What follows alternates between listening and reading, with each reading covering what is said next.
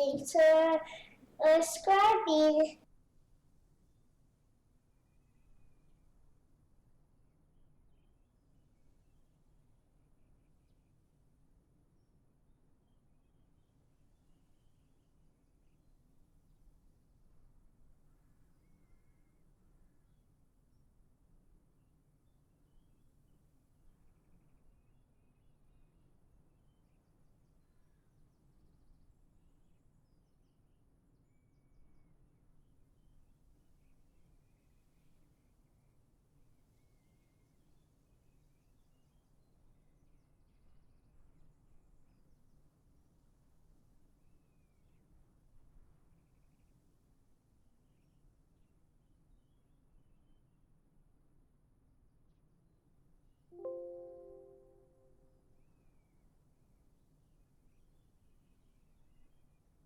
Iowa Scotsman, you're awesome, dude.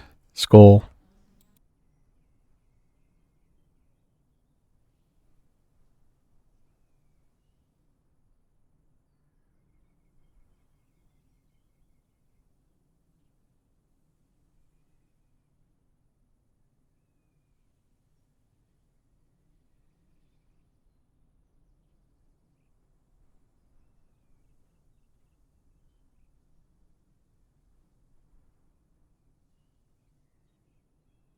Sounder, hello.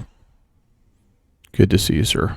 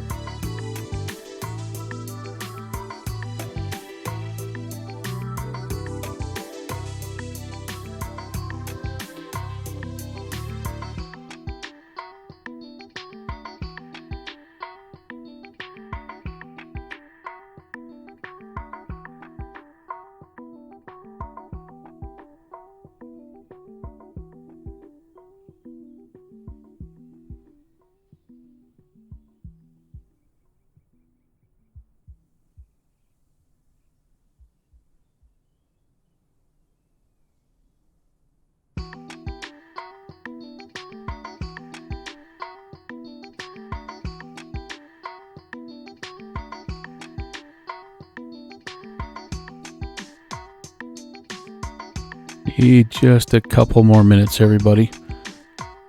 Just a couple more minutes. I'll be ready to go.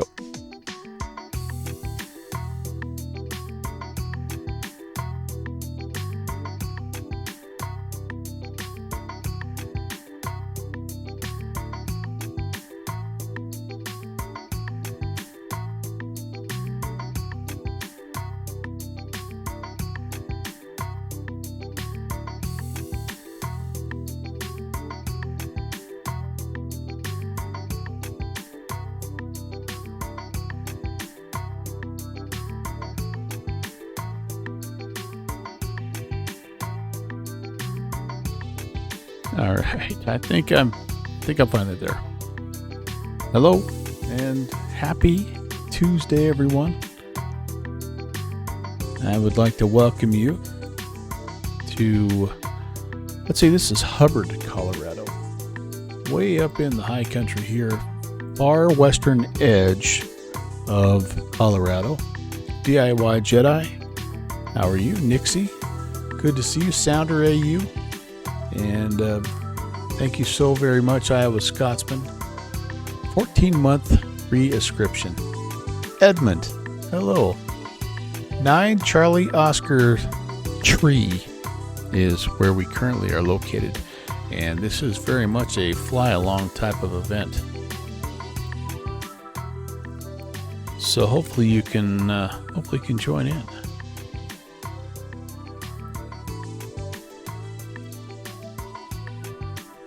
Let's get things going here. Hi, guys. Great to see you. And this is going to be an interesting one, you guys. We're flying to 2 fields here in Colorado that actually are not on the sectional. Grumpy Gordo, what's up? No, Edmund. Okay, so here's the deal with these, by the way. There's Iowa Scotsman checking in. Here's the deal with these. This is a series that is based on freeware aircraft and free, or what's available, I guess maybe not freeware, what's available aircraft and what's available scenery. 0.34 the Cat Lady Show. A firm, my friend. Tim, great to see you. And Millhouse, how's it going? So anyway, we're the only field that is actually on the sectional, you guys, is this field here that we're talking about with Hubbard. So here we are, clear over, like I say, when I say Western Colorado, I mean it. Like, here's the border. This is Utah, and this is Colorado. So Hubbard's right here. We're up here at 4,670 feet, and we're flying all the way over here. There's some storms, but there's this little airstrip over here near the I don't know if this is a town of Marble, but anyway, it's called Marble 1. It's not on the sectional, but I've given you these 3, I've given you these coordinates. Let me pull these coordinates up again here. Yeah, if you type exclamation point, I'll do it here. Exclamation point route, you'll see the GPS coordinates. You can put those into your sky vector. And then we're going to turn around, we're going to fly back almost to where we started, but we're going to fly over here to, this is called, what is this called? Dolores Point. And yeah, we will not have any Seinfeld jokes tonight, but yeah, we're going to go past this Hendricks Field, which looks like it could be a fun one, but it's not in our airfield.guide, which is what we're using. So yeah, if you've never done one of these before, or never watched one of these before, the idea here is that we're working off of this resource from the Recreational Aircraft Foundation Federation, the RAF, and they've put together something called the airfield.guide. And they have listed different airfields that are a part of their association, I guess. And I've tried to find some of the more challenging ones because that's just kind of what I like to do. So here's what we have. The one we're taking off from, this initial one here, Hubbard, is actually not too bad. Dolores Point is going to be a son of a gun. This has a relative hazard index of 12, which is fairly, not horrible for what we've done already. We've done several of these. This is episode 5, but here's kind of a look. It's a dirt strip here. There's kind of the town here of Hubbard. The runways are, left-hand traffic pattern, depending on whichever way we head out of here. And we need to get some weather, by the way, so we'll do that here in just a second. There is a few videos of landing both ways here, I believe. I have not watched them lately, but you can kind of see what we're up against. The nearest weather here is Grand Junction, which is a little north of, am I lying here? Grand Junction. Yeah, Grand Junction, just a little north, so it should be fairly reliable here. Winds are 330 at 12. Clear conditions, pretty nice day here.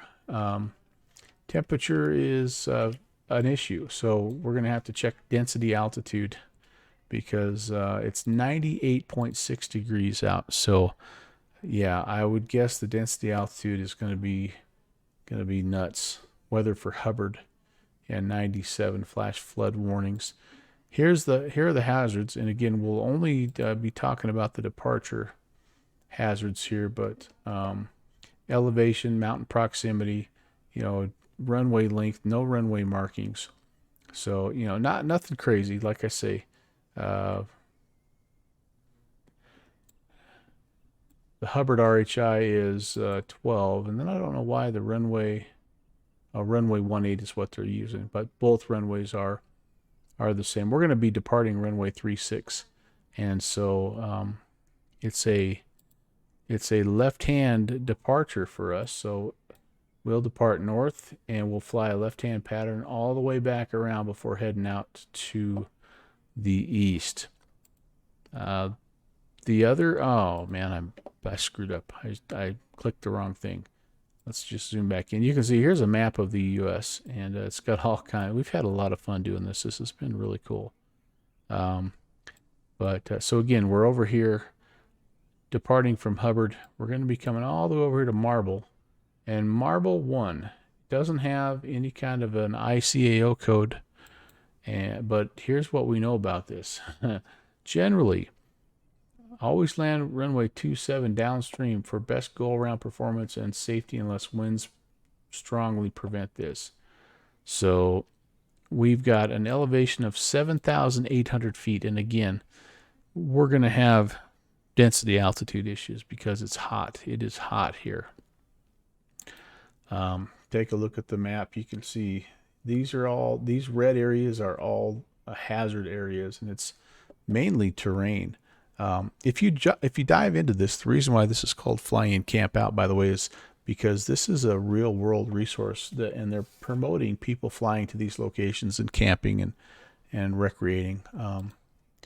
But here we go. So runway 27. So they really want us to take this left-hand traffic pattern, come back and land to the west, which I think the winds are going to favor that. So that's good. There are some photos here. Looks like it's a nice place to camp. Little fishing going on there. Look at those aircraft. Cool. Hey, somebody else has a Skyhawk, so I know we should be all right. Oh, that's a beautiful little tail dragger, little 170. Nice. So Edmund, thank you. 10 Victor in X-plane. Good catch. Good catch. Yeah. Oh, that's beautiful. That's beautiful. Sounders on it. Yeah, awesome. Yeah, I'm in obviously Microsoft Flight Sim, but you can fly this in X-plane if you want to. Nearest weather here, Aspen Pitkin. Yeah, same story here. Winds are kind of out of the the northwest, and it's 80 degrees. So here's the RHI. Runway 27 is a 20. And it's because of elevation, mountain proximity, hazard, runway length. There's a gradient there. This is a terrain specific approach, and then there's an abrupt turn that's required on departure. So should be a lot of fun. And we're going to try to find it. I mean, you guys can fly it however you want to, but I try to fly it and just look out the window to find this thing. Now, here's what I'm going to do to help myself out. This is a fairly long leg. It's almost 90 miles. So it's going to be a little bit. And I plan on either overflying or doing some touch and goes here at this West Wind Airport as well as North Fork Valley airport along the way. What I'm hoping this will do, especially the North Fork Valley, is it'll put me on this highway that goes up past Paonia, Bowie, and Oliver, Somerset, and find this Paonia. I've got a hiccup or a burp or something. Peonia Reservoir, and then we can kind of make our way. It looks like we're going to have to come into this little valley here. We're not going to be able. This is a 12,000 foot peak here. We're not going to be able to go straight in, but hopefully we can kind of come up and around here like so. I do have the Red Table VOR tuned in, and I know the outbound radial, which will help us out as well. So that's what we're looking for. Millhouse, yeah. I here's the deal. I guess here's the other thing about this series is I've not loaded in at any of them. I don't honestly know if they're rendered in any sim. We've been pretty fortunate through 5 so far that I feel comfortable flying it and seeing if they're going to be there. But I don't honestly know, and so you might, if you don't find it, there's going to be plenty of places to divert and explore and check out, and yeah, hopefully it'll be worth your while regardless. All right, well I've started up and I have the fuel, so the engine should be warm, and we're going to go ahead and we're going to get ourselves going here because, like I say, we got a ways to go. Battery alternator on.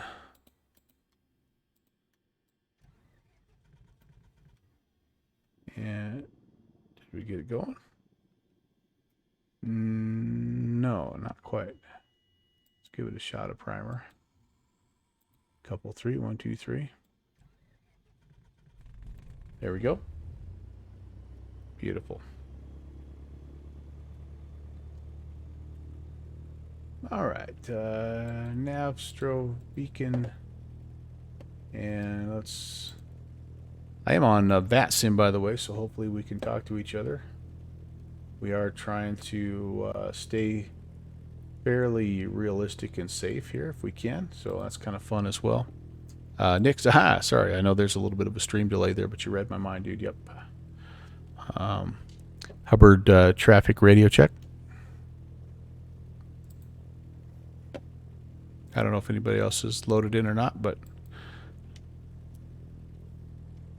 I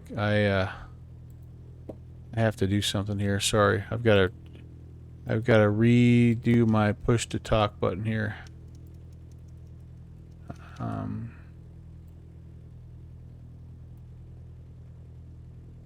Oh, vPilot's freaking out on me. Hang on. Sorry, guys.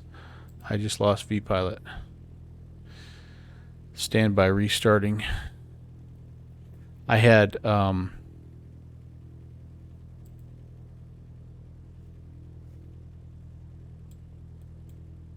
okay, now it's not wanting to connect. I had rebound my push to talk setting here. And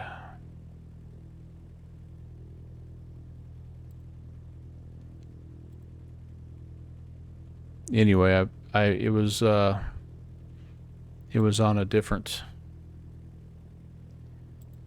button, so I need to rebind that. So here we go. Let's try this again. Push to talk key.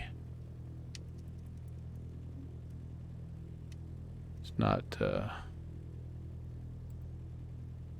Oh boy, this could be interesting. vPilot is being cranky, so maybe we're not going to be on.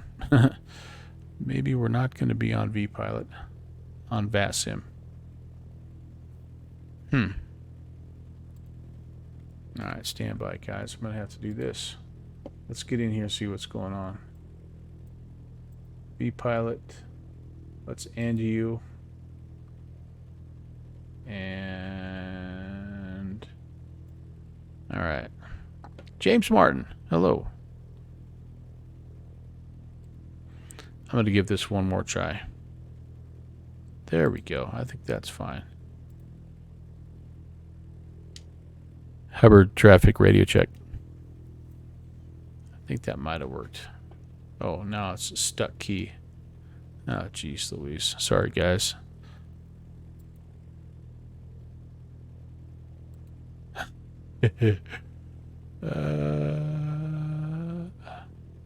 Current. All right. None. It's not recognizing anything. All right. So Revisional Darkwing. Revisional Darkwing is here, and I am so happy. Great to see you, Ori. Ori, I'm having trouble. B-Pilot's being cranky. B-Pilot is being super cranky. It's not wanting to do anything here. Waiting for a button. Close the program. Button 14. What is button 14? Alright, stand by, guys. This is off to a roaring start. Controls.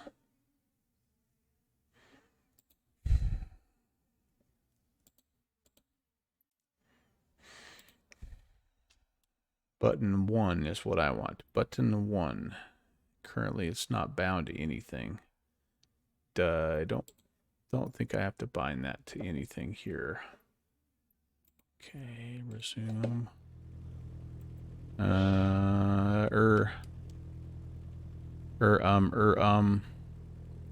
Boy, I'm a little bit confused here, guys. I don't know why. I don't know why it's not working for me. Set a new push to talk. Yeah, see, it's not recognizing that at all. Waiting for a button or key. It's just not like it's not recognizing anything. All right, well, we're gonna go without. Traffic Cessna 1253 Charlie is back taxiing runway 36 Hubbard. All right, sweet. I can hear you, but I just can't talk to you. So Hubbard, we've got somebody going, and that's awesome. In the meantime, welcome everybody. Again, this is Flying Camp Out FICO, and we're taking off from Hubbard. Look at this beautiful little airstrip. We're going to be departing to the north, making left-hand traffic, and getting ourselves rocking and rolling here. I am right here, my good man. All right. Yep. I don't have anything bound. I don't know why it's not binding, but it's not. So, well, we'll listen, and hopefully we'll be out of everybody's way. Did I have this problem last time? Seems like I had this problem last time. All right, I'm about 040, and my compass is pretty close, I think. Pentagon, hello. Help me troubleshoot my doggone B-Pilot here. I don't know what's going on. Alright, so I am facing north. I need to back taxi all the way back to the other end of the runway here. And once we get in the air, maybe I'll try to do a little troubleshooting. But I heard somebody make a call, which is good. I just can't. I don't have the ability. Hey, there's somebody else. I don't have the ability, for whatever reason, to bind my key here. I'll show you what's going on. So here I am, and in V-Pilot, because I'm in Microsoft Flight Sim. I'm stuck in the mud. Let's get rolling here. Let's get down to the end of the runway, and I'll show you kind of what I'm doing.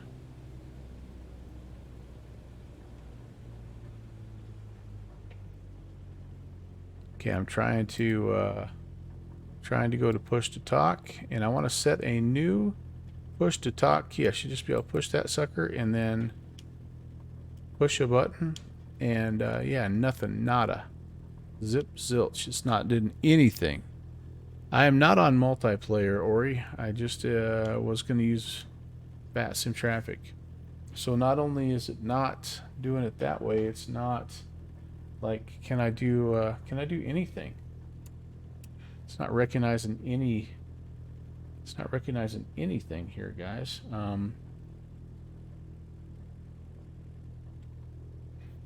Like tilde key. I mean, nothing. So it's really strange. It's really strange. Oh, it did do that. All right. Let me try that. Hubbard traffic radio check. Loud and clear. Oh, okay. Well, go figure. I guess I'm going to use the keyboard binding for this initial one, which is kind of a pain because it's usually on my yoke here. I wonder why it's not. Wonder why that's not working. All right. Let's put the go around cam up here. We got the Iowa Scotsman go around cam, and interesting. I don't know. Oh no, James! Oh my goodness, buddy, that's awful. I'm so sorry to hear that. I pray for a speedy recovery and not severe symptoms. Rest and get well, my friend. Do what the doctor tells you. Hubbard traffic Cessna 11816 is back taxiing. We're going to be departing to the north. Hubbard traffic.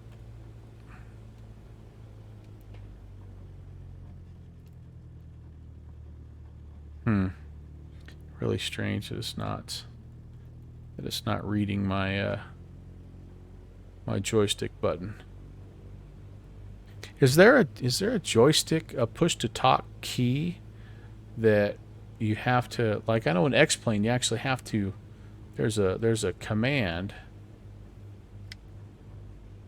Are you coming this way? No. I know there's a command that you have to sign in controls, but I don't know that there is one in Microsoft Flight Sim. Bill Mays, I did well today. Sadly, thankfully, minor symptoms. Okay. So, holy cow. So you also are fighting that. Dang. You have to bind the hardware to vPilot, Ori's saying. Did I start vPilot before I plugged in the yoke? Millhouse,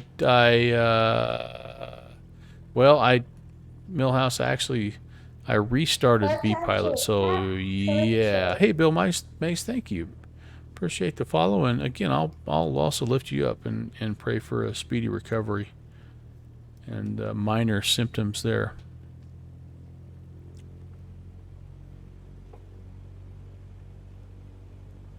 Well, I'll fiddle around with it here. I can use the tilde key here. That's okay. It's not a deal breaker. And I am going all the way back here. Hopefully, there's my friend. Hubbard traffic, Cessna 816. Looks like we're number 2 for a departure northbound. Hubbard traffic. Yeah, so I'll try it one more time, guys. Try it one more time. Here's what I have. Okay, and you can see right here, I've got the trigger key right here. That's what I usually use. So I'm here. I go push to talk. Oh, you can't hear me, Nix? All right. I'm going to set a new push to talk, and I'm going to push the... Yep, see, no, keyboard key right now is what is set. Yeah. I don't know if you can see my finger there. I'm trying to get that. It's just not working. I'd even pick this button on top if I could. Nothing. Not a zip zilch. Alright, we're just going to cancel it. And then here's where it freaks out on me a little bit. Alright. Oh, hey. That's going to be the problem, is finding the right key. It's right next to the escape key. Alright, we need left-hand traffic departure here, and then we need to head out on about a 073 heading. Let's get that set. I have the altimeter set. Again,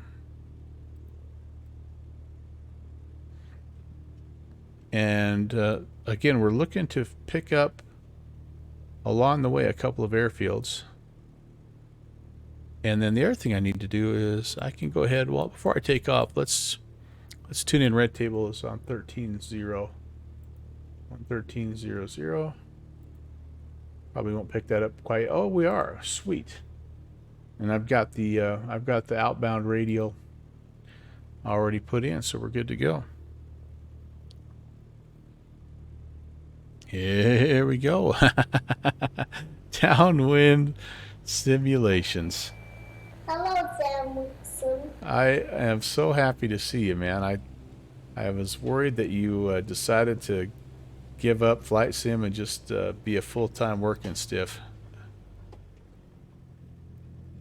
Great to see you.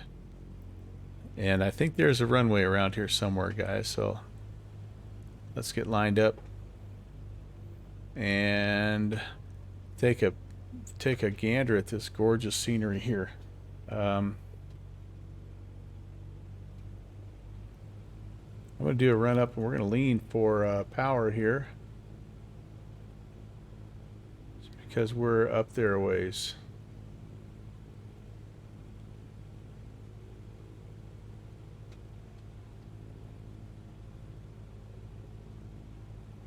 Gonna go a notch of flaps. Let's just make sure flaps are operational here. Fireplace, yeah, we got fireplace cam back downwind by popular demand. Although it's 106 degrees here, so what I'm doing with the fireplace going, who knows? But you know what the heck? It's July, yeah.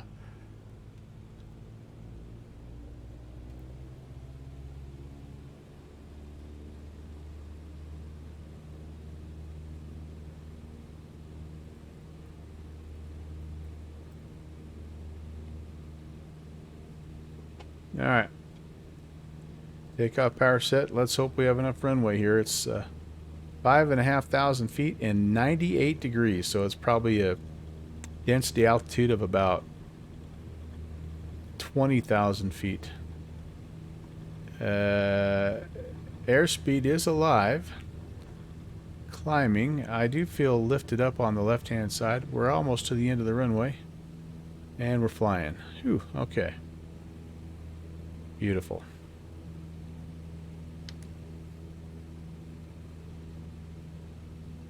Let's take a little left-hand pattern and let's get the heck out of Dodge. It's going to take a minute to climb. And we do have some terrain to consider. So we're going to not be in a hurry.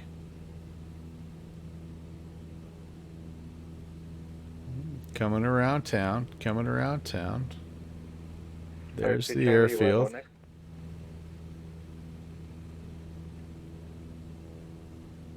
I read you 5x5. Yeah, I'm about to take the runway, just hit miles. Oh gosh, I just did something bad. What did I do? Oh man. Oh, all right. I got to get this figured out. I just hit the wrong key for my push to talk. Oh gosh, this is going to be a mess. Hubbard traffic, Cessna 1253 Charlie, departing 36, left pattern. Yeah. Hubbard traffic, Cessna 11816 is overflying the field at 5,000, excuse me. We're departing eastbound. Hubbard traffic. Yeah, I'm not going to be able to find that key at all today, you guys. It's going to be a mess. An absolute mess. I'm going to have to figure something out here. But in the meantime, oh, let's go flaps up. Let's just take a look around, guys. Can't beat the view. That little plateau that they built that airstrip on, that's pretty dang cool. All right, I better get back in the plane here. Fly the plane, fly the plane, fly the plane, as they say. Sorry for the jerky head motions. I'm not going to make this plateau here, I don't think, you guys. Let's fly up the canyon a bit and see if we can't climb. I'm only doing 60 knots right now.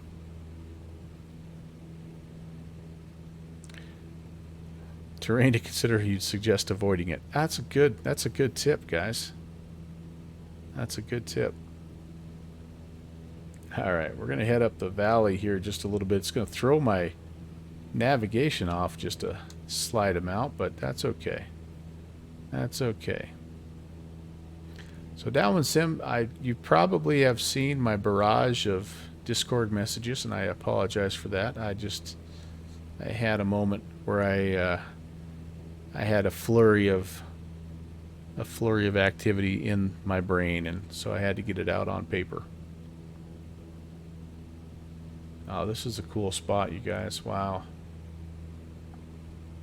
Hubbard traffic, Cessna 53 Charlie, crossing the field 5,500 and departing eastbound. Final call, Hubbard. Goodness gracious, this is pretty. Reminds me a little of the Canyonlands. Type exclamation point routes. I don't remember.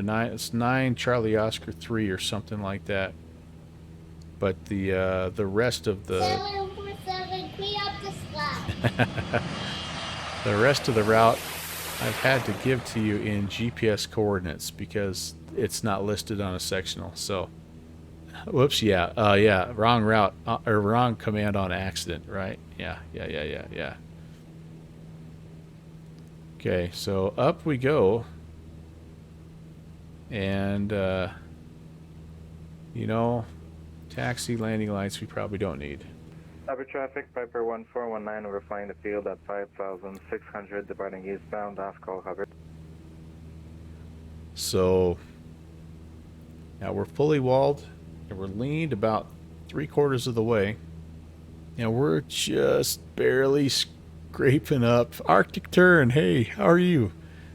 Everybody's checking in. I haven't even given one proper skull. Welcome. And I apologize in advance for anyone flying along with me. I'm going to do my best to try to get my comms squared away. 35 Tango. So now we're button 14 Runway 36. on the Alpha flight controls. I don't know what button 14 is. Hubbard traffic radio check. Now I'm stuck wide open. Dang it. Oh, I'm so sorry, you guys. I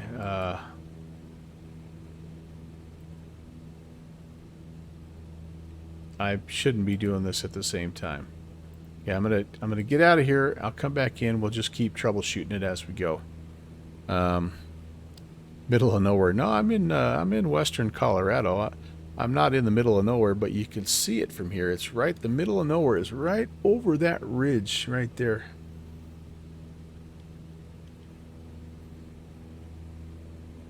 I had look at tons of room to spare on that climb out.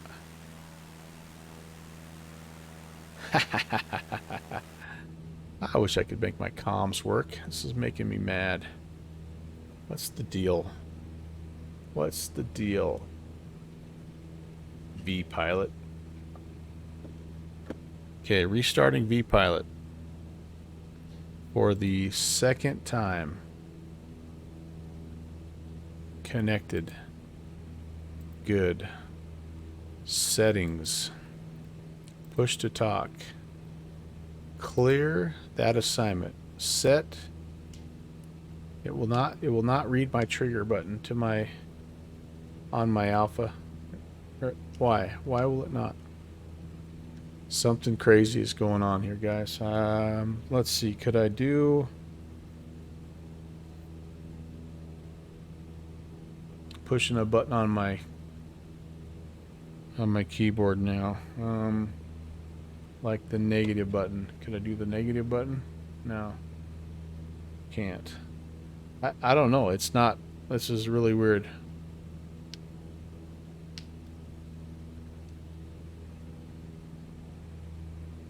Keyboard D6. And like a super late. What did I just do? D6. I don't know what D6 is. Alright, this is frustrating as all get out, you guys. We better get going on our course here. So now I don't even have the tilde key that I was using before.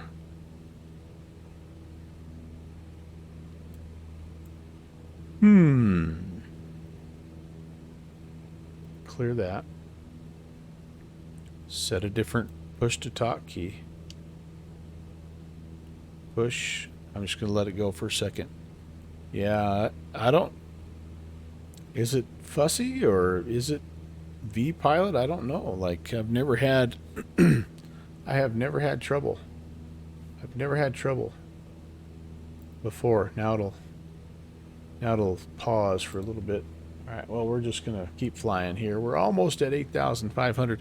By the way, minimum safe elevation in the area is 10,900. So we've got no chance at getting that. So we're going to have to pick and choose our way through. But what I'm seeing here early on anyway is a lot of 8,500, 7,900. You know, if we can get kind of over this, I think, initial ridge line here, we may have a fighting shot.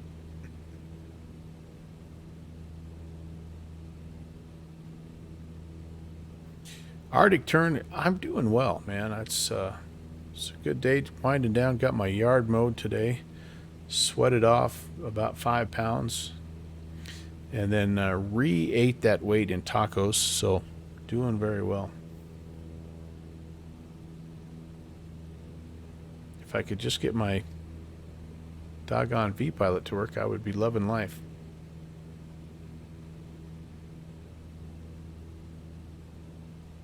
Oh, windy. Windy, windy, windy. Coming off our left-hand side, should be slightly helping wind. Sparker in VR, great to see you. Your name was mentioned, Sparker in VR, in the latest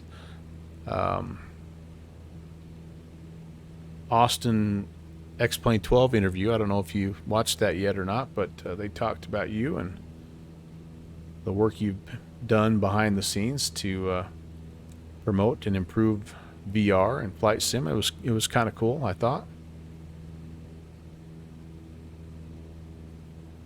The other thing I saw, and we'll talk a little bit about that interview here.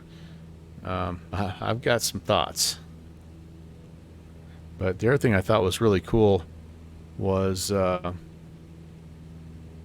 you know what, Sparker, maybe I'm mistaken, because I'd watched two good streams on YouTube. The other one was John Flies in the MU2, and he was talking to the developer from Togasim.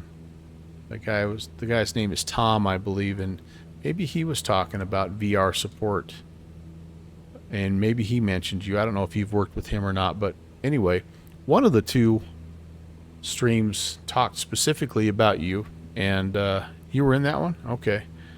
Anyway, it was a very favorable, whichever one it was, they really were appreciative of what you were doing, and yeah, okay, so nice.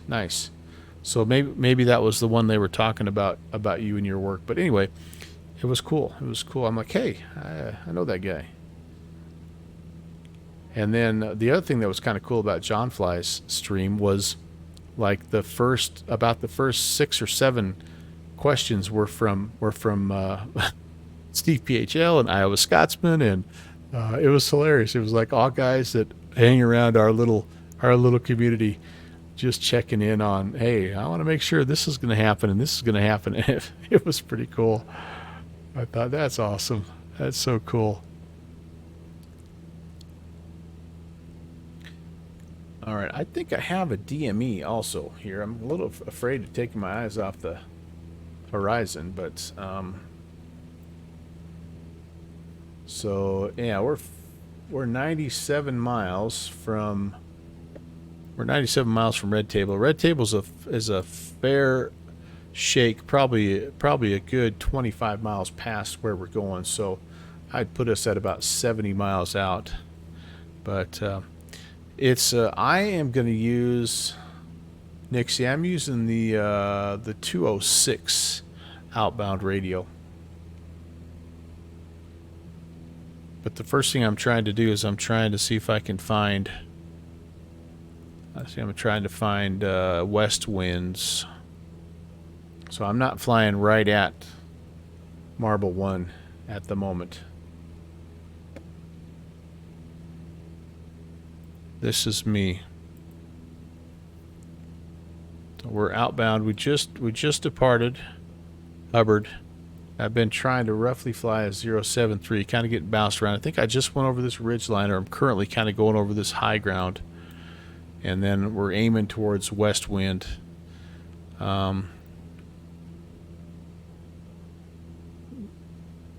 There's a pretty nice, it's Highway 50. It's a divided highway here. I'm hoping we'll be able to see that. Hope you know, you're following me, Millhouse. Oh boy. Downwind Sim, don't say a thing. Don't say a thing. We are not legal VFR westbound altitude, by the way. I know we're only 9,500. But I'm going to descend to 8.5 here just as soon as I have a chance.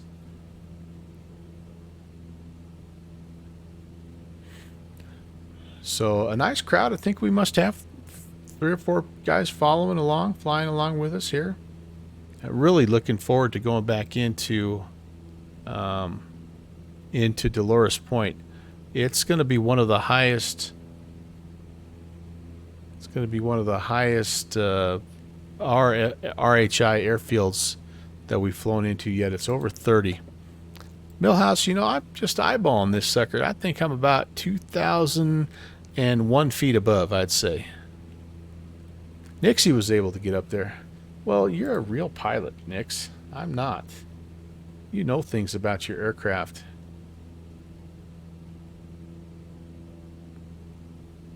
Wouldn't you guys say?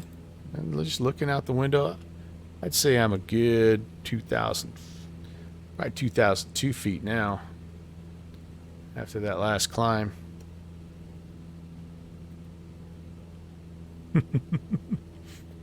Oh my goodness gracious. All right, I am redlining the engine here, so I am, as much as I don't want to, I'm going to pull back because let's not try to break anything here.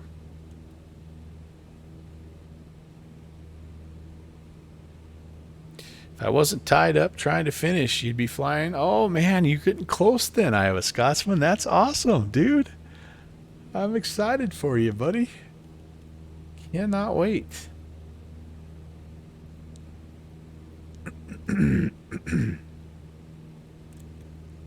Iowa Scotsman has been working on a little PC rebuild and a sim reinstall, and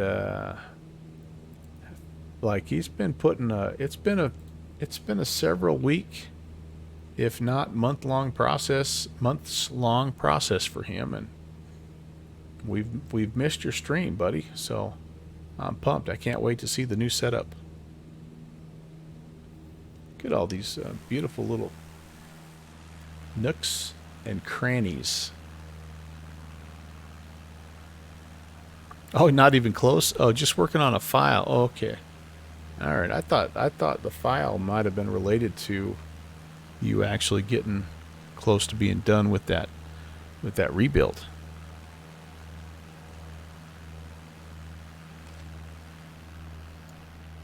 Whoop. Right. Good fixins. Just off my 2 o'clock. Right there, just at the base of that little mesa. That's the middle of nowhere. Right there, middle of nowhere.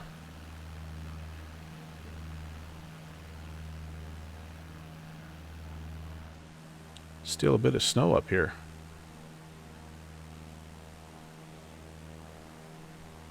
Man, couldn't ask for a nicer day to fly, though. It is a little bit gusty, but not too bad.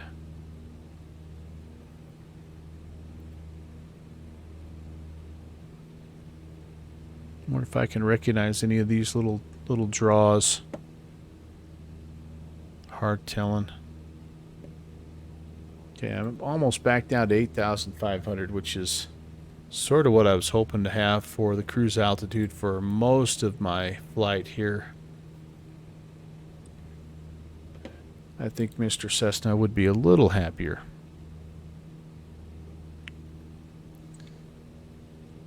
All right, let's trim.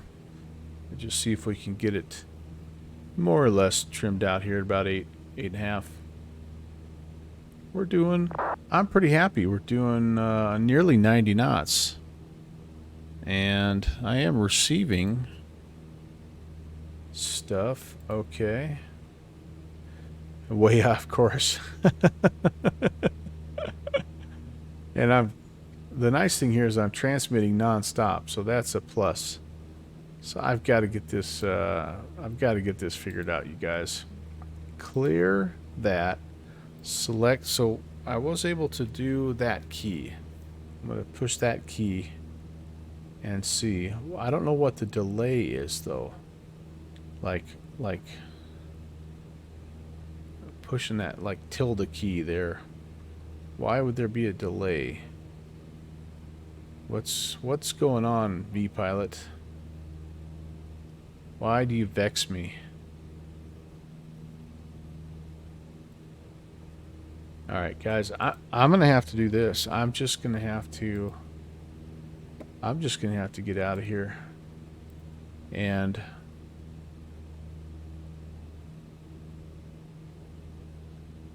yeah, I don't have anything else V-Pilot wise sitting down here in the crumbs. No. Really weird. And this is a fresh well, I'm restarting Millhouse. I just needed to exit out of that because it was saying I was constantly transmitting and I didn't want to be that guy. All right. We'll get back in. And I should be right back on, buddy. But I'm still transmitting. Awesome. Are you hearing me? Am I making the world crazy?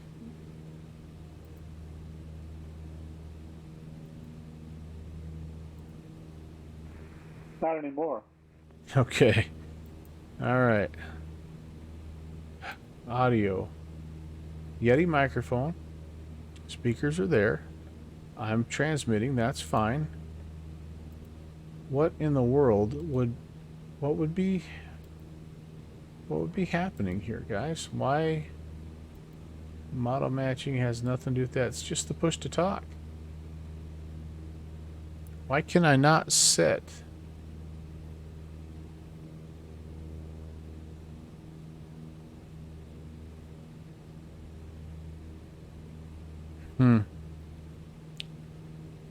Boy, that's a pain in the butt.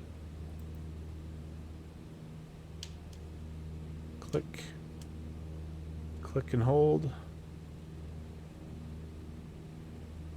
Yeah, it's just not. I have no idea. Perhaps, I guess, I don't know. I have a Scotsman.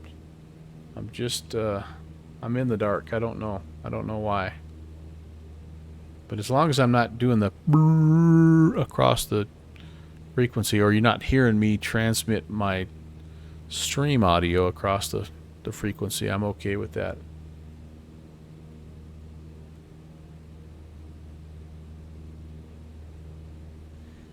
Alright, looks like it's a little bit more of a mild valley here, so as I'm sort of looking at my map, I'm hoping that we'll see the interstate 50 kind of cutting through here at some point.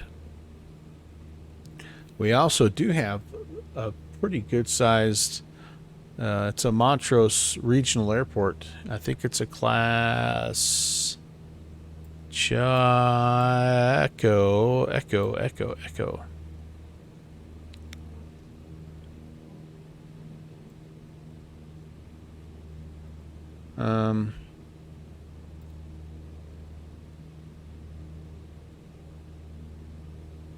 Delta. I think it's a Delta. It's an odd shaped Delta. Is that a Delta? Can anybody confirm that for Montrose? Is that a class Delta? I know the dashed is Delta, but it's a weird shape. I'm used to my Deltas just being all around.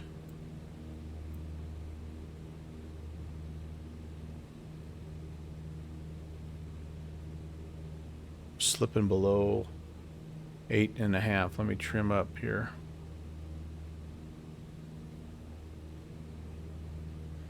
Looks like an echo. Okay.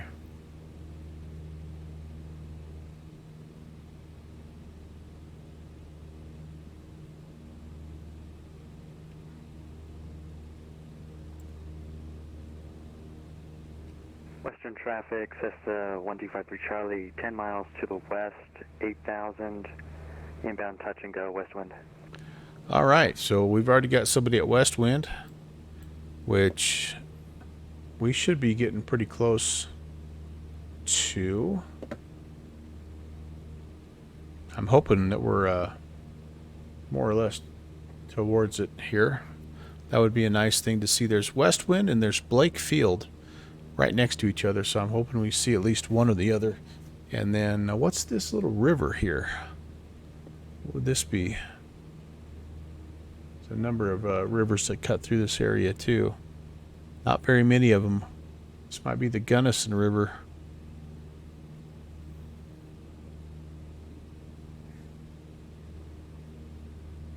Boy, I'm just not making any power right now, guys.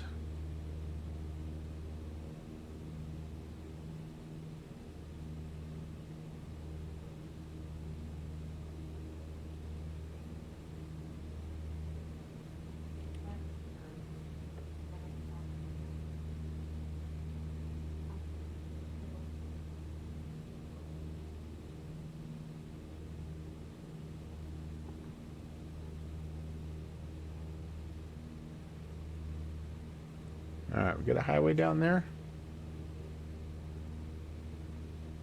Potentially like a little bit of a town or something.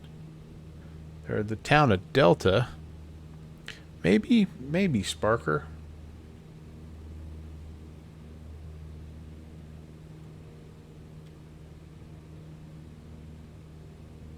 There's EGTs in this baby.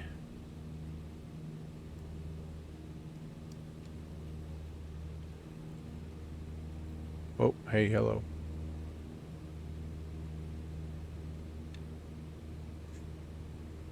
Let's lean out a little bit and see if we get any extra performance out of it. Yeah, I went a little too far right there.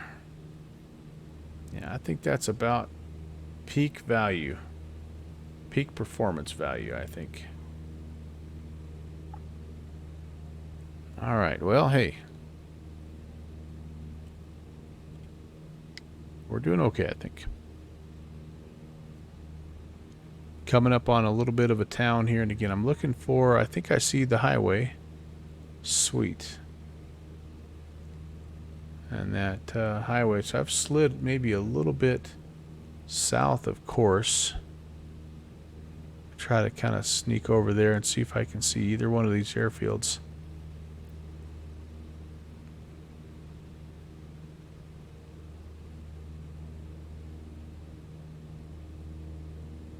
Western traffic, Cessna 1253 Charlie, 5 miles out, inbound, runway 4, full stop, taxi back, west wind.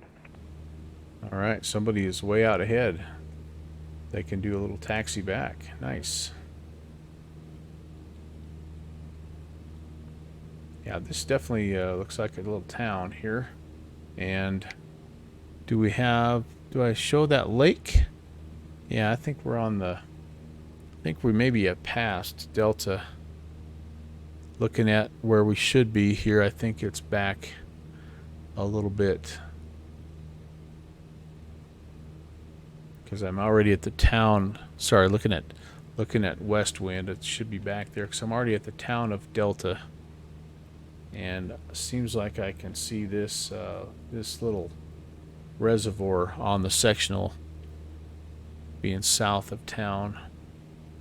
Well, there's actually a number of them though, so maybe not. So Millhouse confirms passing west wind. Yeah, all right, cool. Down there somewhere. All right, well, we're 0 for 1 trying to find airports. And this is the easy one to find. So we got that going for us. But can we locate, the biggest thing here is can we locate that highway? I see, you can kind of see it running right over there. and it should be sort of mirroring to an extent. Well, actually, the multi-lane highway is going to cut around and go down to our south. Yeah, so Sparker's had some trouble with his fussy pants. Ah, dang, man, that's no good. All right. So the heading out of west wind is 070. So I'm going to adjust that just ever so slightly. Again, I think we ended up drifting a little bit right of course here, so I don't mind that we're overcorrecting for a moment, because I think I see the road that we want to follow. I think this is our road here, generally running up this direction. And yeah, there's plenty of lakes here, and we might actually be passing both of the airports. There was an airport that was just past west wind called Blake Field. Any chance we're seeing that down there? We may already be past it as well. You tried the SU-10 beta, but the VR caused a CTD. Ah, dang. I'm not doing the beta in Microsoft Flight Sim. I'm just sticking with the stable release. But I'm looking forward to what they're working on in SU-10.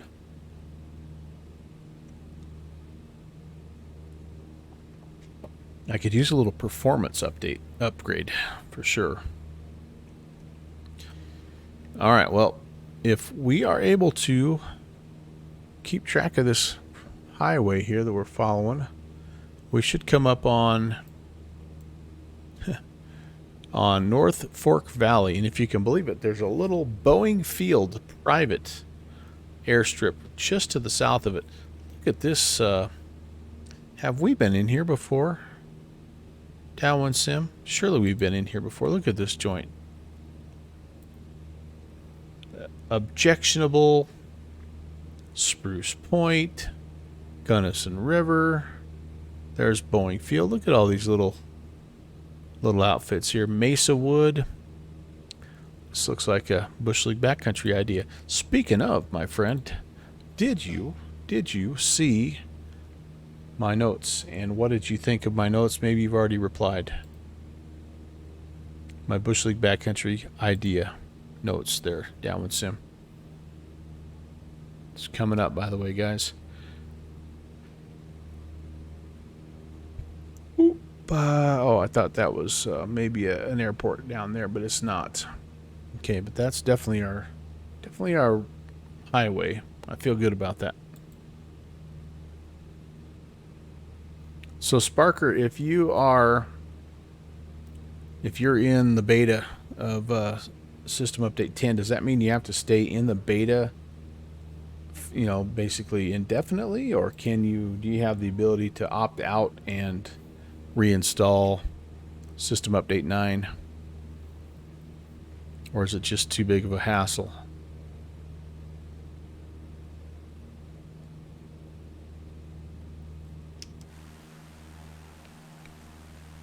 That's a floodplain there, holy cow. Some serious glacial activity going on there. Awesome.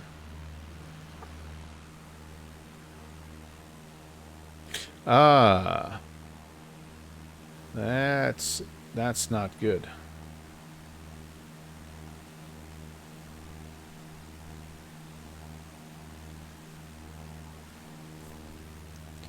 Well, I'm sorry to hear that, Sparker. That's super frustrating. I know I've been... Westwind traffic, Cessna 1253 Charlie is departing runway 22 and following the highway eastbound, Westwind. I've been attempting to just get a single aircraft, trying to get that stable, and it's been enough of a headache. I don't envy you trying to get the entire sim squared away. Deep fried Friday. Hey, how are you, man? Oh, so you've heard the deep fried Friday has heard that the reinstall is the reinstall is a massive hassle, huh? Jeez. He. Because I've considered doing a reinstall. I really need to get my sim on a different hard drive. I'm kind of running out of room, my current one, and but I'm a little nervous about doing it, honestly.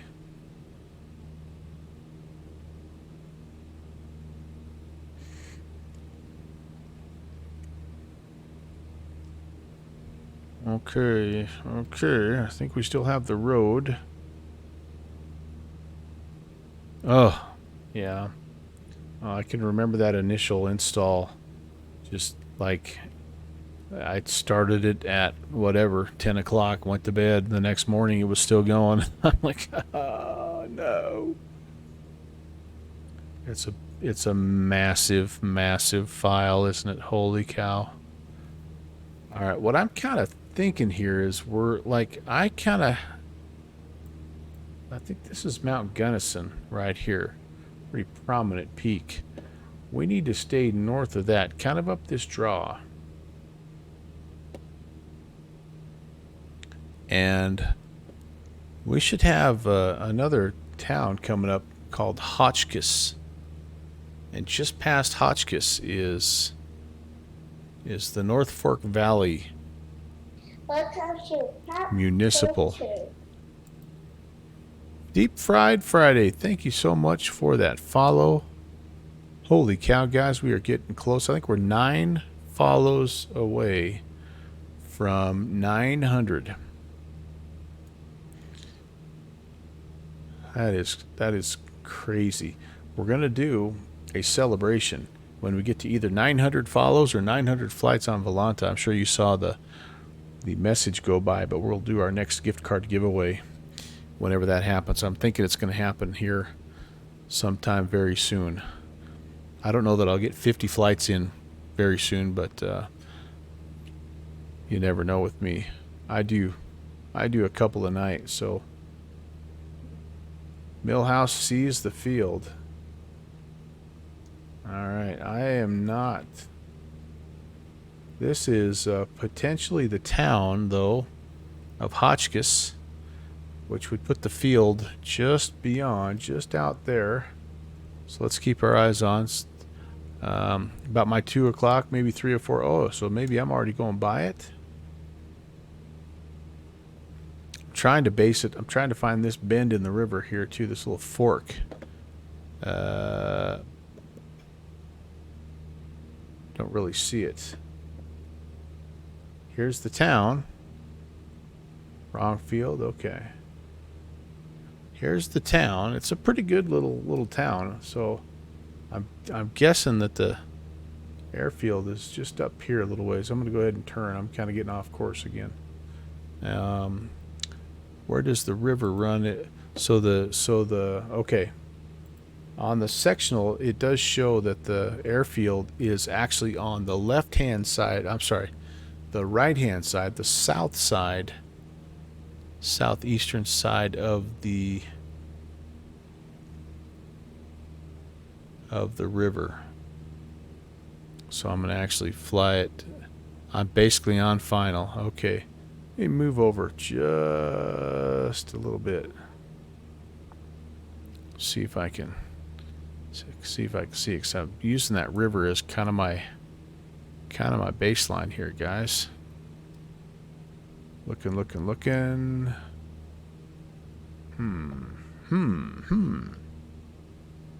There's the river. Should be right in here somewhere. Nixie's oh, you're gonna do some dinner? Oh, that's all right, dude. Hey, thanks for flying along. Maybe you'll catch us on our way back. But Connor, thanks for hanging with us, and enjoy what's on the menu tonight. I made tacos, by the way.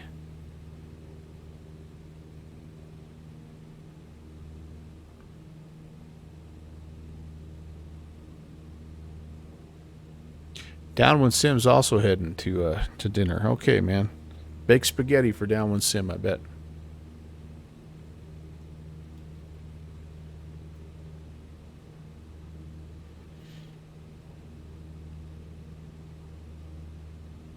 Your wallet's cooking Mexican. And are you going to have some ice cream from a little local joint down the street there as well for dessert, I hope? Picked up by Annie West. Tell Annie, tell Downwind Son, and tell Lisa I says hi. In fact, give your bride a hug and a kiss for me. All right, there's definitely the town. Little cheese and chicken strips. Put them in the air fryer. Oh. And then a corn on the cob. Oh, man. Oh, yes. Yes, indeed. Yes, indeed. Sparker's being healthy, man. Strawberries and bananas. Nice work, my friend.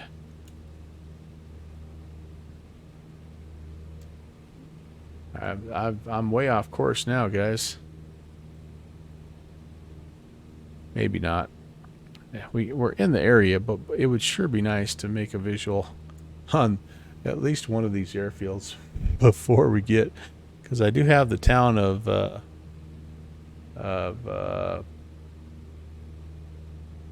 Paonia and Bowie. I've got these other little communities as well. Well, I'm feeling. Oh, wait a second. Is that it right there? No, that's a baseball complex.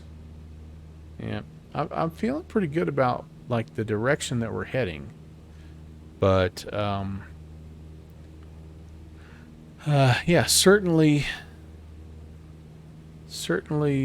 am not as pumped about, you know, like where I'm at because I'm not seeing these other airfields, but that's got to be. I don't know, it doesn't have to be anything. It's a town in Colorado. So, all right, well, off of North Fork Valley, which was the second airport that we were hoping to hit, we should be on about a 033 heading, which is kind of what we're doing here. All right, there's 030, 1, 2, 3, and... All right, so I do think this is Mount Gunnison. Feel pretty good about that. I don't have any local course knowledge here, so we're 52 miles from Red Table VOR. We're heading to a place called McClure Pass, by the way. And to get through McClure Pass, we have to be 9,018 feet. So I'm nudging it back up. You can see I've managed to get back up to 9,500. So perhaps, guys, all right, I'm going to do this. I'm going to just get a real quick measurement off of Red Table here. 26 miles, and it's a 203. It's a 203. So I'm going to bump this over to 3. Millhouse 203 outbound radial is what I'm using. So, and 26 miles. That's how far it is from Marble to the Red Table VOR. So if we're 50, that means we have 24 miles to go. All right, very good. And you can see that the radial is starting to come in, so that's okay. Now, we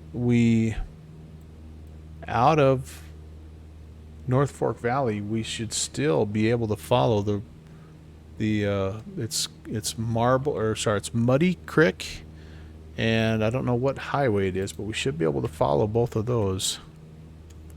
I can see the creek, and the highway pretty much mirrors that.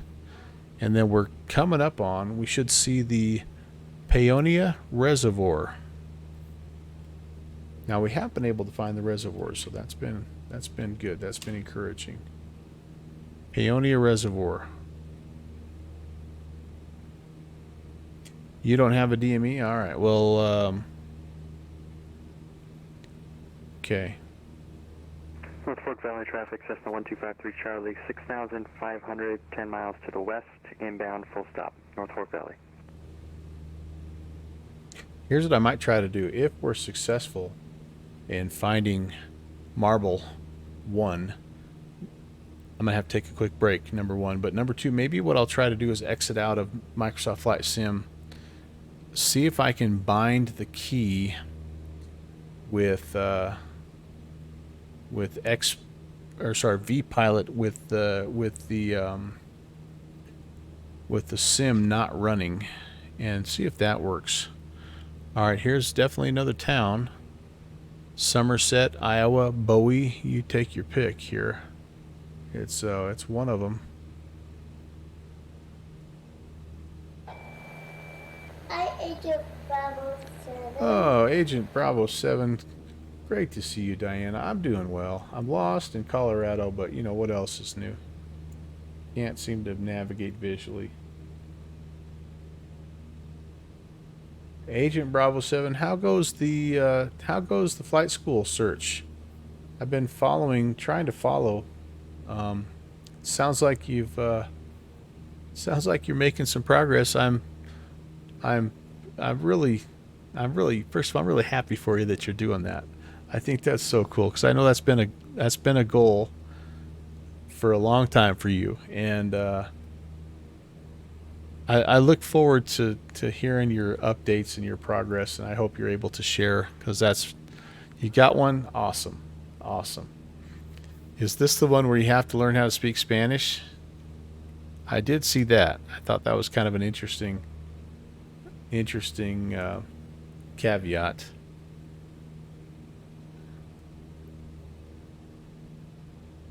All right, I've not found the. That's not before the exam. Oh, okay, good deal. I know you had found a spot. The last I'd heard, you had found a spot where you were pretty happy with the potential. So that's good. I'm glad that's working out. And again, I wish you the best. I know you're gonna tackle it with your usual attention to detail and enthusiasm, and whatever CFI you get, he's gonna or she is gonna be lucky to have you, because they're gonna get somebody who knows a heck of a lot more about aviation than the average brand spanking new pilot. So that's really cool. Okay, so still kind of on where I'm supposed to be, but for the life of me, holy cow, guys, I didn't find the reservoir. And we're 44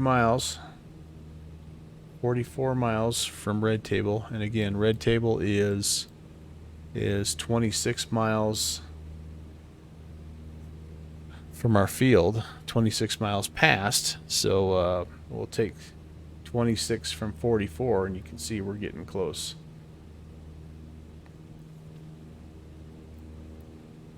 North Fork Valley traffic, Cessna 53 Charlie, 5 mile final, runway 5, full stop. Thanks for flying, everybody. See you all. All right, take it easy. I think that was Connor.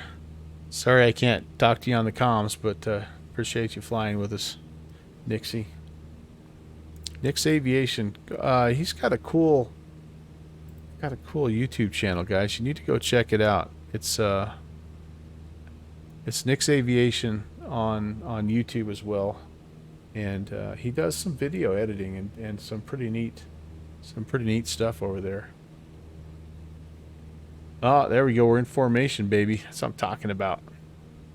I may need to follow whoever that is.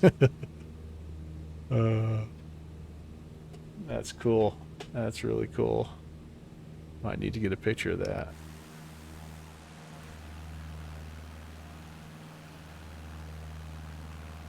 I better focus. All right, stay on your heading here, dude, because the heading I've set is trying to take us right at it. Now remember, actually, I need to do this, you guys. I need to kind of. This is this terrain is. Well, geez, it almost looks like I can clear it here. This is supposed to be 12,700 feet, and I'm supposed to kind of go around the horn here. So I'm going to do that. I'm going to follow this low terrain. Unless I could come around the other one. No, it's 11,000, so I don't know that I'm going to get much more. I definitely don't want to go up to 12,000 because I'll start to get hypoxic. And Millhouse has got the reservoir. All right, cool. I'm going to follow the terrain here. This is Muddy Creek.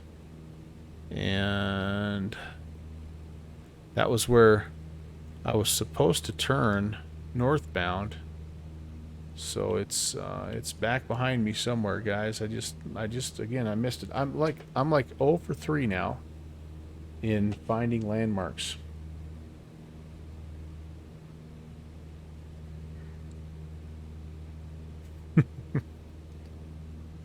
Ionia Reservoir, where are you?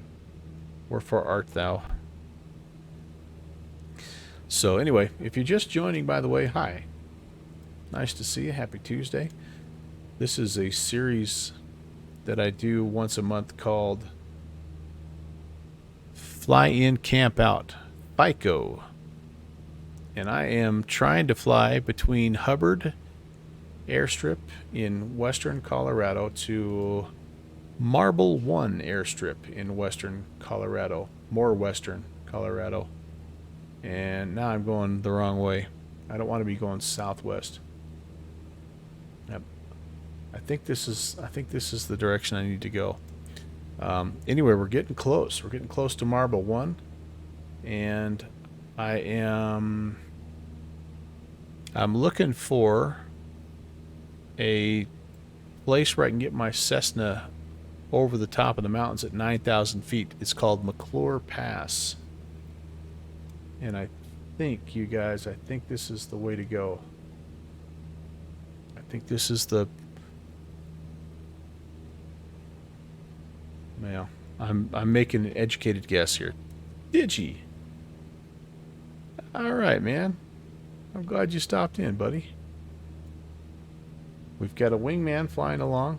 I'm assuming that's Millhouse, which is good because we may need to lean on him. 41.4. So 41 minus 26. Right? Is that what he said? 41 minus 26. Is we're getting there. Can't do math, I know, but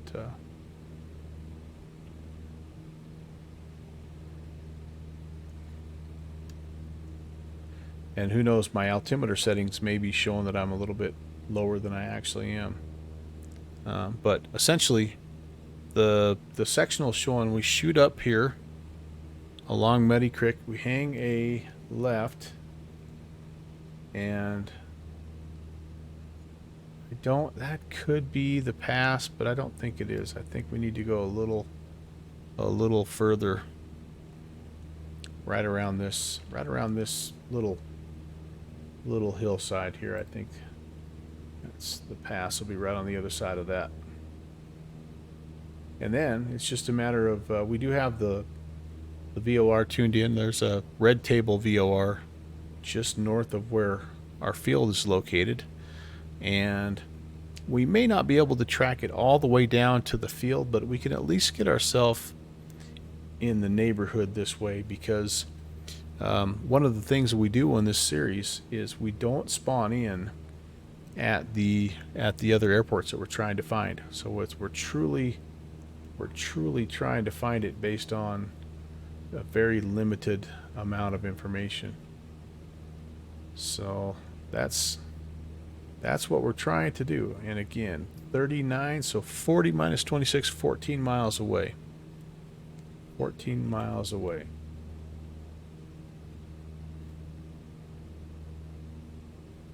Which tells me once I get over the top of this ridge, I can kind of hang a little bit of a right-hand turn and bring it in.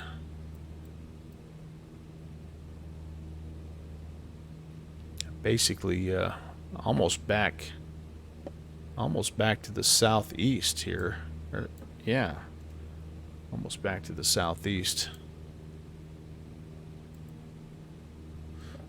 On a 127 heading. Yeah, we're pretty much just going due north. Here's where I think we are. Okay, here's where I think we are. I think we missed the Paonia Reservoir, but our wingman said he saw it. We're heading north here. We're looking for this pass. We're going to turn around and do a little 5-mile leg down here on a 127 heading. Oh, out of Marone. Ah, Sierra Alpha Delta Mike. I'll have to see if there's any scenery out there. Agent Bravo 7. That'd be kind of cool to. I always like doing that stuff, you know, like my friend's home field. I like to get a copy of the scenery and check it out. Okay, well, aha. Somebody, she's sharing us a link here. Give us a little view of, I'm assuming it's going to be her new home field. Oh, yeah. Presidente Rivadavia. Very nice in Marone. That's so cool. Man. Some charts. Very nice. So not only is Agent Bravo 7 getting her PPL, she's doing it in like the most international, like romantic, you know, adventurous fashion possible. She's in a faraway foreign country. She does it. She goes all out. All right. All right, guys. At this point in time, this is just a wild guess, but that looks like a pass to me.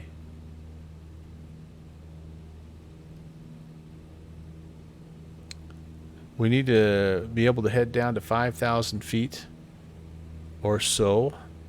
We know that based on the information that we got from airfield.guide. And we do know that there is a small town, the town of Marble, with a little reservoir just as we keep going in here. So when we get past the field eastbound, we'll know we're in the right spot. Getting homesick. Yeah, because you lived in, I want to say, the eastern part of Canada. Is that where you were from? Why do I have like Toronto in my head? I know you've lived in many different places, but maybe I'm thinking of somebody else. Maybe I'm thinking of Starflies. All right, so all I'm looking for at this point in time, you guys, is, well, I'm not really going on a 127 heading, but I'm pretty close, honestly. Oh, you lived in Moscow. Okay. Well, I knew you were there at one point, but I guess I just thought you had moved. But yeah. So homesick then, I guess if you don't mind sharing, where is home then? If not Moscow, where's home? Oh, yeah.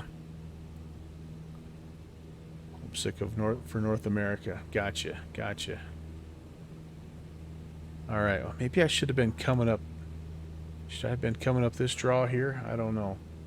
We're going to keep our eyes on the needle here, and with any luck, we've got we're looking at a 206S. So we're basically flying perpendicular to the VOR right now, and we are 34. We're still not there. I think I turned too early. Yep. I think this is our 12,000 foot peak here. Millhouse, whoever's still flying with me, I apologize. I turned, I think, too soon. So we're going to get back. I think I have to go on the other side here. Subscribing. Oh, hey, Hawker. Thank you so much for ascribing. Great to see you, sir. You should add one more descriptive word in there, one more adjective. The lost Melvin Leroy. Thank you, man. 8 months, dude. Just about a Twitch baby. Oh man, this could be bad, you guys. This could be bad. No, I think we're okay. I think we're okay. Well, there's two parts of this that make it kind of challenging, Hawker. Edmund, you're with me. Okay, sorry, Edmund. Edmund's been my wingman here as well.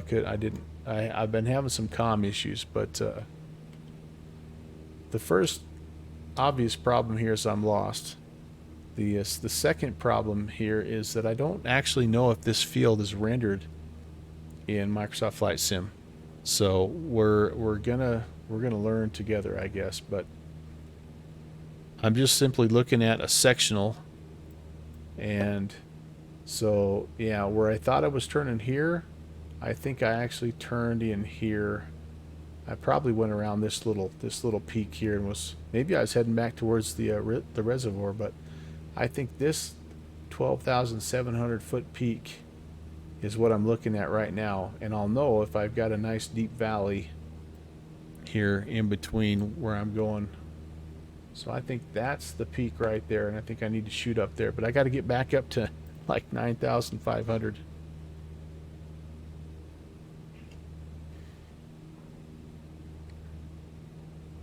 Man, we haven't even talked about the X-Plane 12 interview yet, have we? Maybe we'll save that for our way home.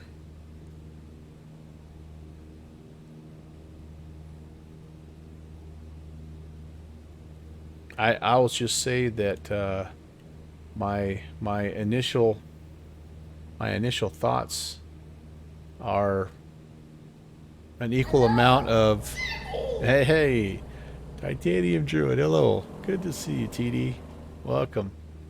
My initial thoughts after watching it was an equal amount of excitement and frustration.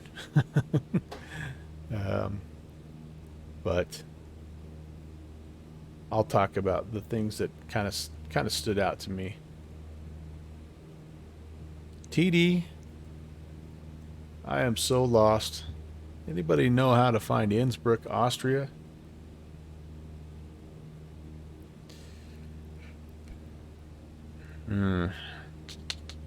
Boy, so all right, oops, don't do that.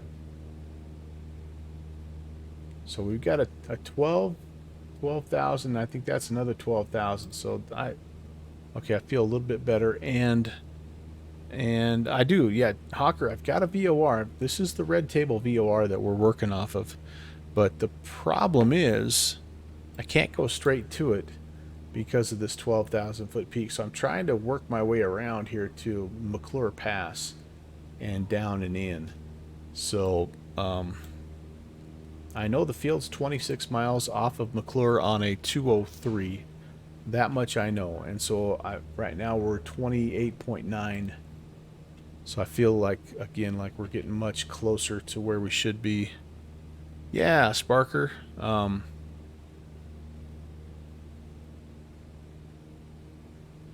Boy, maybe we found our pass here. I'm going to add a little juicy juice, because we're at 70 knots. I am... 501 traffic, Piper, November 1419, just east of the airfield. I'm going to turn around and land westbound, Marble 1. All right. All right. Someone's found it. That's good. So, yeah, that was one of the positives, I thought.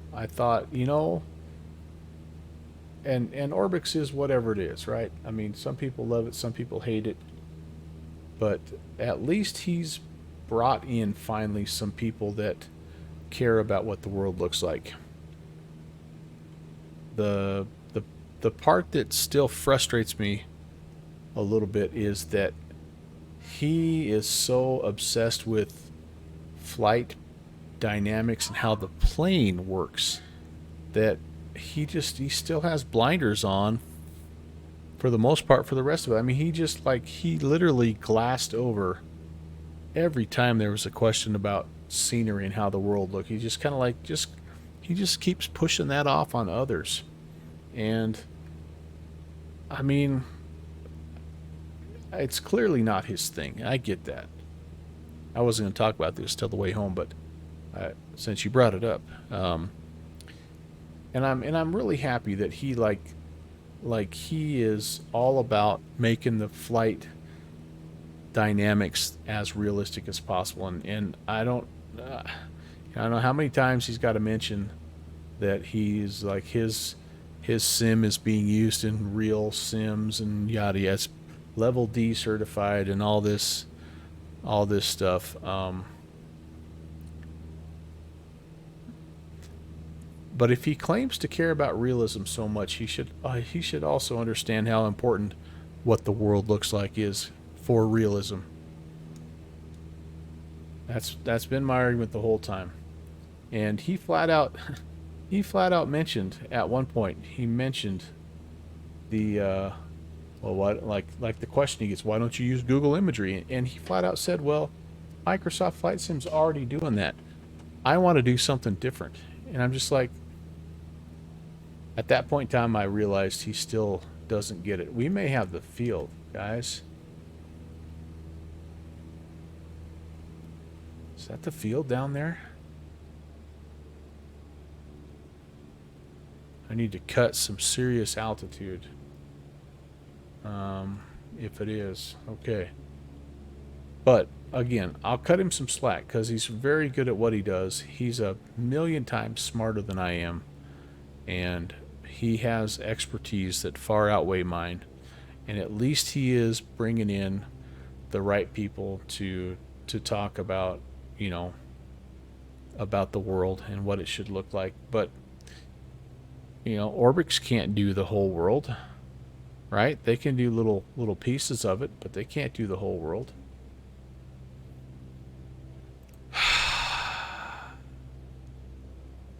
Map.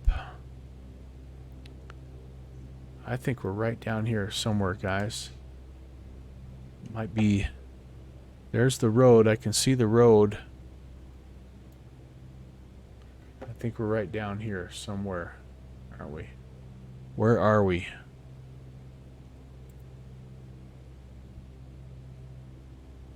That's why you brought Tundra tires.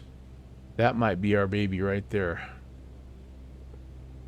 It's looking suspiciously airstrippy, as Slant Alpha would say. Is that a runway 27? That's not a 27 heading. Or is it? Yeah, that would be about 27. Okay, so I'm sorry you can't hear this, but Marble 1 radio traffic,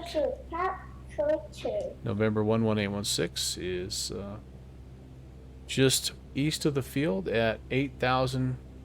We're going to be flying up the valley, making a 180 and landing back to the west.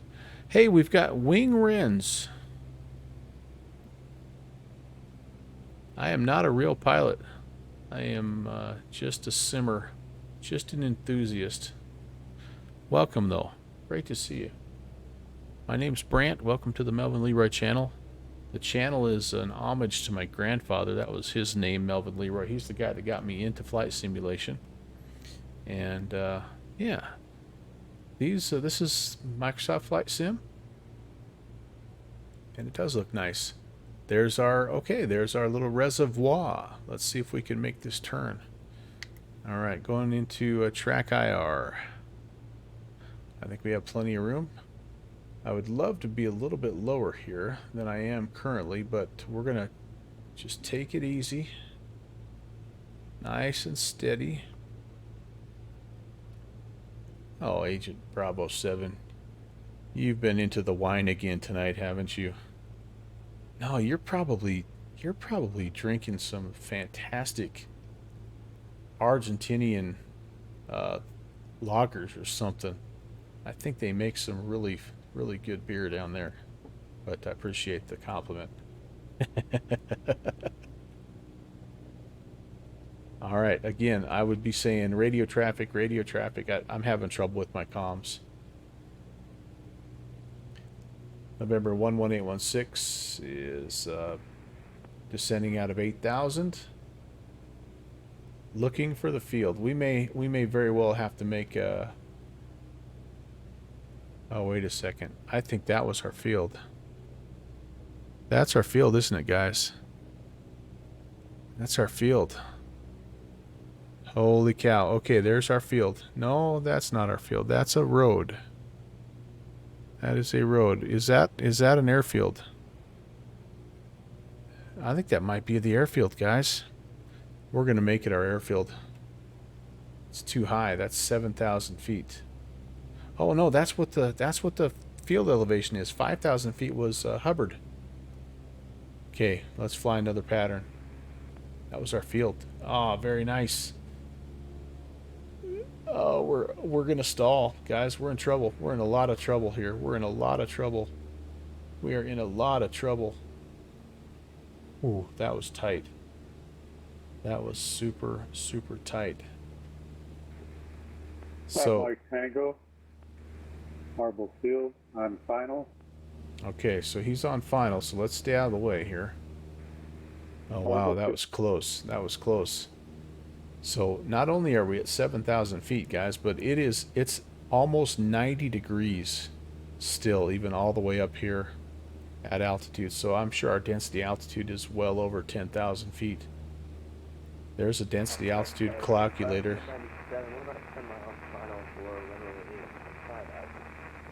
All right.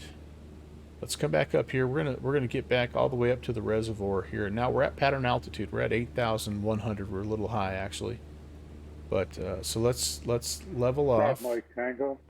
All right, I think that's Edmund. He did the same thing as us. Now that I know what we're looking for, though, I think we're okay. Now we know what we're looking for, Edmund. We'll be good to go.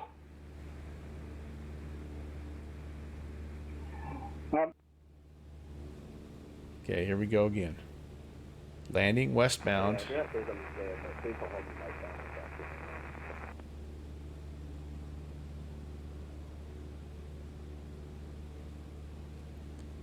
All right, here we go. Second notch of flaps coming in. We're going to just hold it right here till we get the... okay, I think I see the field. Taking track IR off. Ooh, bad glare. There's the field. We're not very well lined up and we're a little high. Full flaps. Speed's okay. I have no idea what the wind is doing. It was coming from the north, but my guess is it's right up this canyon. Oh, we're going to be okay, guys. We're going to be all right.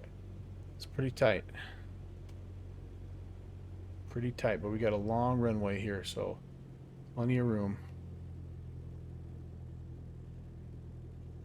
Yep, we're okay. We're okay. Boy, it is tight. Holy cow, it's tight. Alright, we're down. Oh, she's a rocker and a roller. Oh, maybe the runway. Oh, gosh, we're in the bushes. So we just about went into the creek. And, okay, well, I don't honestly know exactly where the runway started or stopped there, but let's get out of the way. We'll take that. We'll take that.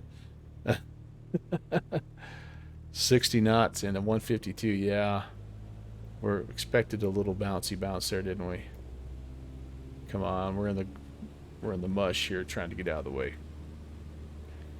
I will take that. I will absolutely take that. I stopped right next to Millhouse. Let's hop out and take a look. That's looking like an airstrip all the way down, but that first part was nasty. See, we had a lot of room still. We could have probably just kept going. But I kind of got a little nervous when I hit the high grass. Stall recovery. Yeah, that was a tight, that turn right there just about got us. I mean, I was doing about 55 knots. I was thinking it was going to be a power on stall, and we were in trouble. We were going to be in trouble, but we made it. We made it. Yeah, yeah. No, I was a little quick. There's no doubt about that, Agent Bravo 7. No, you know the numbers. That's what I love about you, man. That's why I watch you. Is you know the numbers, you know the procedures, and there it comes. Edmund, right down the old middle, buddy. Very nice. But here's what got me a little bit too, Agent Bravo 7. Tell me if I'm wrong here. Nicely done, by the way. Nicely done, my friend. Okay, why is it not? What do I got here? Showcase camera. I should have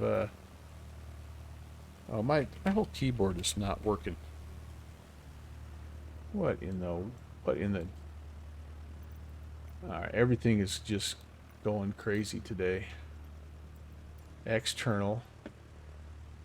That's working? Okay, that's working, but my showcase camera is not. Thanks for subscribing. Yeah, sorry guys. I was gonna try to show you around, but I can't because my views aren't working. Somebody just pushed the subscription button, and that's TD giving a gift sub to Agent Bravo 7. Oh, you died in the turn? No. Here's the bad part, Edmund, is I don't know that there's a way you can spawn in here. Shoot. Millhouse posted the picture. This is what it looks like in X-Plane. I'm actually curious to see what this looks like in X-Plane.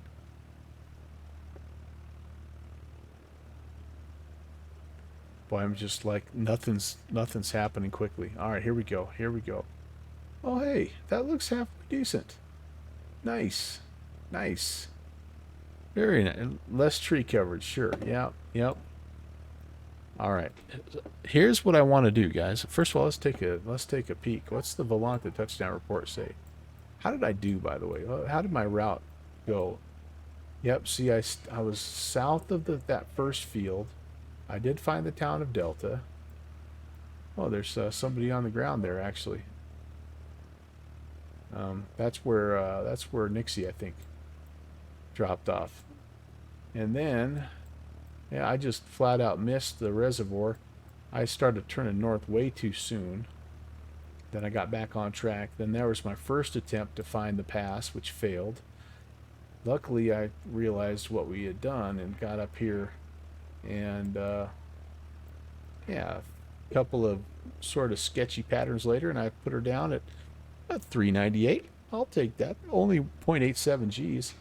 Was that the first touchdown or the second? No. All right, what I was going to try to show you was, I think there was like a little hump there in the middle, but all right. Here's what I would like to do. I need to take just a second, stretch, and use the restroom. I want to, in the meantime, I'm going to shut down Microsoft Flight Sim, and I'm going to try to restart my pilot client here. I'm going to try to reset this guy and see if I can get my button synced so I can actually talk on the comms. Yeah, this one, Ori does. I don't. There's nothing up here, unfortunately. So what you'd have to do is probably start down here at North Fork Valley 7 Victor 2, and then it's just a quick little hippity hop up here, about 25 miles if you wanted to do that. That's probably about the closest, unless you want to come out of Aspen, just right around the corner. But let me do that. Let me restart, and then I will. Airfield.guide is what we were working off of. I will do that, and I will be right back, and we'll see about making our way back to the west. All right, talk to you in a minute.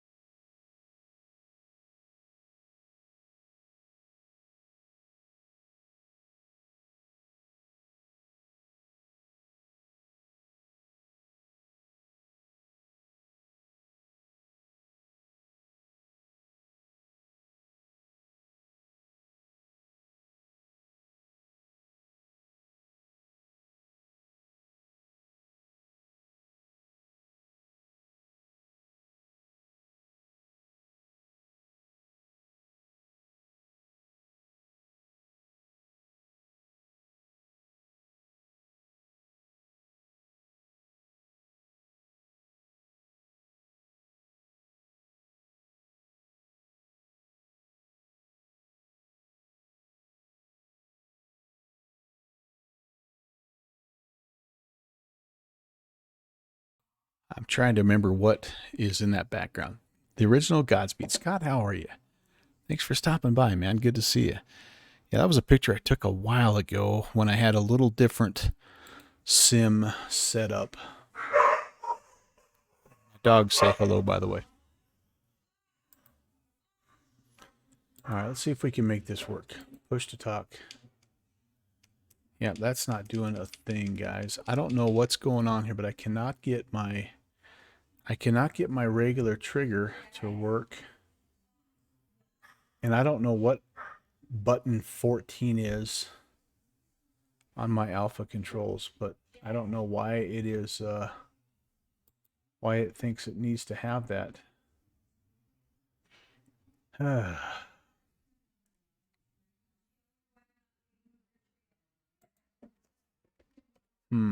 Okay. So I don't know. Any ideas here, guys? I've never had a problem with this before. I've always been able to. Even last night, I bound a key so that I could fly in. I could fly my heli. Try to do it from the game. So that's the question. Is I don't know how to do it from the game. So let me see if I can get that squared away. Have I tested the buttons outside the sim? Yeah, I mean, up until today, the one I've been using has worked perfectly. So I don't know. Like I say, I've used this one here. This on the bottom of the back of my left hand part of the yoke. There's a trigger that I've been using. And then last night I was flying my helicopter and I was using the trigger here. It's not quite as easy to see, but I'm not an X-plane. Negative. I'm in fussy pants. But anyway, I was using the joystick, and yeah, it was working just fine. So, but that's the only thing I've changed, and so I don't know. Maybe it didn't like the fact that I changed from the alpha yoke to the joystick. And then I tried to change back, which I did all that. I connected all that. I did a clean restart.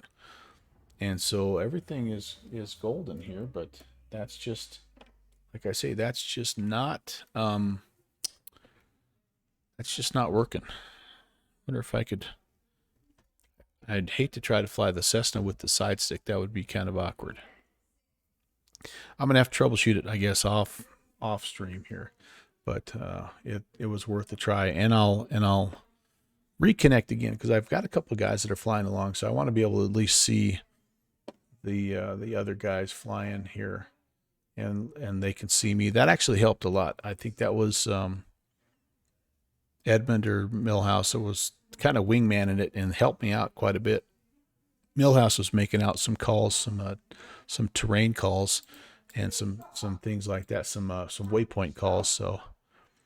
Yeah, my V-Pilot does not see, well, I don't know if it doesn't see the button or it's not like, it's weird. Like if I try to map, like even a keyboard key, it doesn't always recognize, or then it will, like I'll push it a few times and then like 20 seconds later, it'll say, oh, there it is. And anyway, I don't know. It's a mess. Well, while this is loading, let me get you the plan of attack as we head home.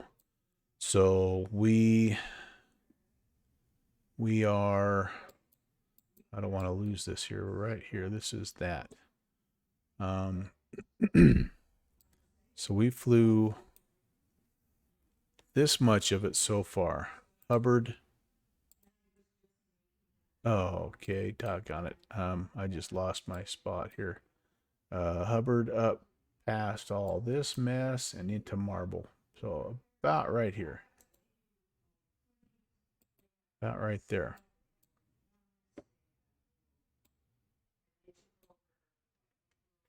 Let me switch this around, you guys, and then we'll have a regular looking route. Okay, yeah, good. So out and back, of course, wasn't a straight shot. But what we're gonna do, Millhouse, I'm back in at Marble. Oh gosh, I can't be back in at Marble.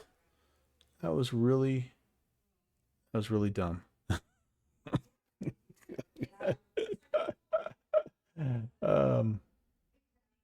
That was really dumb.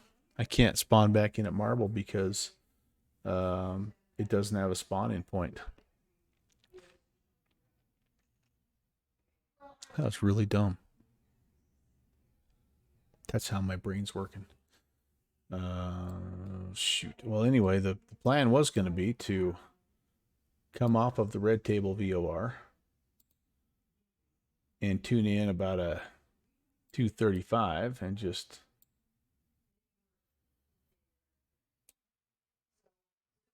no, that wasn't going to be my plan. Oh, my plan was going to be to work off of this VOR down here, the Montrose VOR. But oh, I can spawn. Oh, you're right. Yes, let's do that. All right, get this out of here. All right. Can I if I see you world map.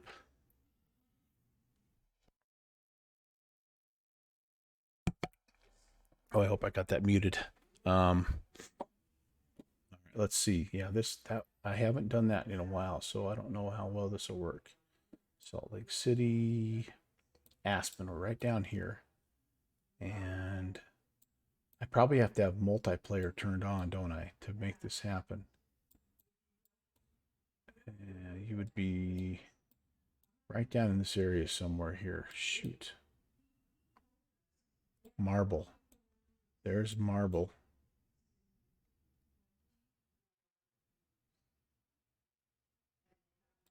I can even see right there is our airfield.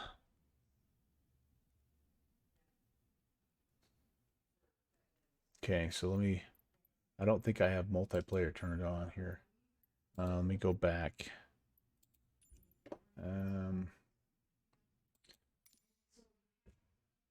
How do I do that? I'm trying to remember. I don't remember. Live conditions. Multiplayer. Live players. Okay, that's on. Okay. Okay, cool. In North Europe, yep, that's where I'm at. All right, very good.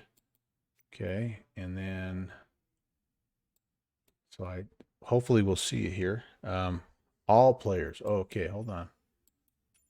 Flight conditions. All players. Yeah, okay, that's what I had. Live weather.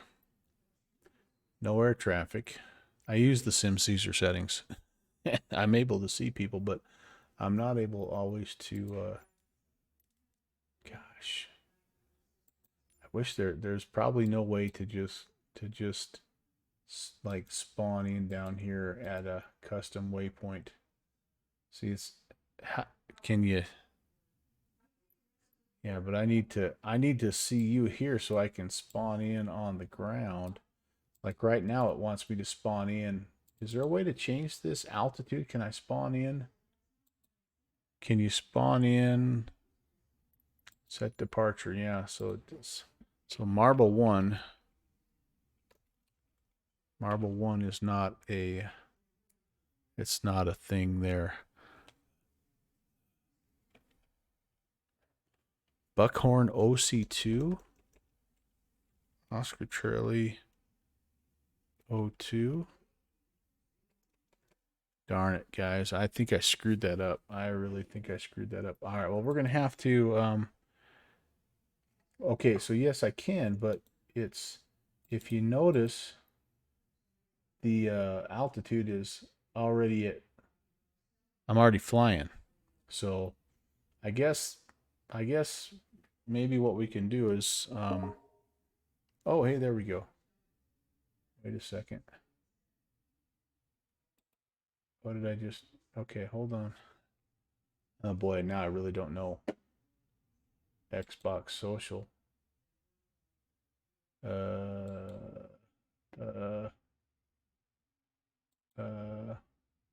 right, accept. Okay. Now I should be able to see. You can see how often I do multiplayer.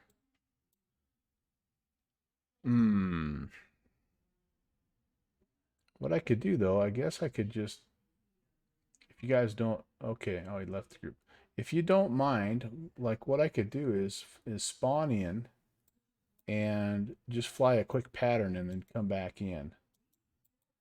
What could possibly go wrong? Yeah, let's over the lake. That's not a bad idea. Over the lake. Yeah, that's a good idea. So set that. So I better get my let me get my throttle cranked because I have no idea. Hopefully it'll everything will be copacetic. All right, let's do it. Oh, I don't know what the time is going to be either. I might have to live pause.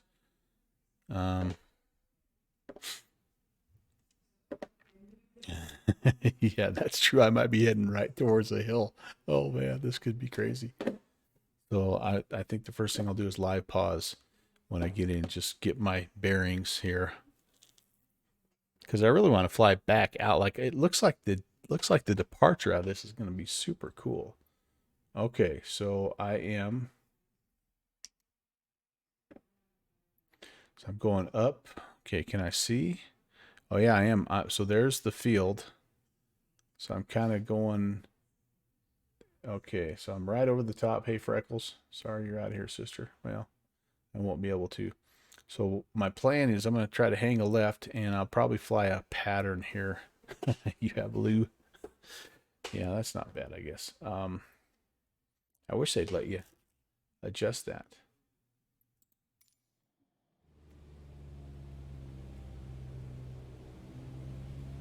All right, everything there, that's actually wasn't half bad. Let's just do a 360 here. I'm at 9,000. We're just going to do a quick 360. Look at my power, though. I'm like at 100 knots. I got to get that off here. Burn and burn. Hello. Welcome to Marble. We're doing an approach into one of the more challenging airfields in Colorado here. We're just over the hill from Aspen. So if you've ever wondered what's on the other side of those hills, this is what it is. And we're going to attempt. We're going to make a good old college try here to land back at Marble Field. All right, I'm in flaps range. And I'm going to try to learn a little bit of a lesson from last time. I was carrying way too much speed last time. So let's get ourselves turned here. But I'm giving myself a little bit more room. I don't know if you guys watch the Backcountry 182 guy, but he has a saying, the tougher the approach, the longer the final. And I think that's partly what happened to us there. So we're 2,000 feet right now. We're maybe a little high. Let's toss a second notch of flaps in. Okay, I've got the field in sight here. Mixture full rich. I'm going to leave it leaned out actually so we have power just in case we have to go around. And fully configured with the flaps. 1,500 feet, we're still high, but not terrible profile wise. And I'm anticipating that hump. I'm going to try to land a little bit long this time because there's a pretty good little ski jump in the middle. Alright, there. Speed's actually a little slow now. I'd like to be right there at about 50 for VREF. Okay, coming back in. I'd like to approach it about 60 to 55. Catching a feels like a little more turbulence on this run here. Okay, down we go. Speed's again coming back up, but not too bad. There's a wingman coming in. Oops. Little over flare. I'm going to hit that hump again, aren't I? I think I am. I want to be a little further. Yep, he sees it. Let's just ground effect. Stay out of the trees. I think there's the hump right there. Oh, there's trees. There we go. Cut it. Ooh. Yeah. Speed was better, but I pretty much clunked it down. It was bad. All right. Well, we're down. We're down. And all right. We're going to turn back and get the heck out of Dodge. Oh, we need a flight plan. The jump makes it badass. Oh, we got to play it on final. The drawbacks of not being on the comms. Now that's a significant. That's a umpty pronounced with the umpty right there. That's definitely not part of the. Like, here's where the field begins. That's big. That's big. Oh my. Now that's big. So, anyway, we're down. And we need to flight plan a little bit here. Okay, so I'm not coming off of red table. No. I say, nay. I'm going to be tracking a 247 out of here. And we actually have a couple different VORs that we can pick up. So how about we do, let's go off of Grand Junction. That might even make more sense. So let's see. This is a, let's see, 204 outbound, a 204 outbound off of 112.4. And 24 miles. All right. 204.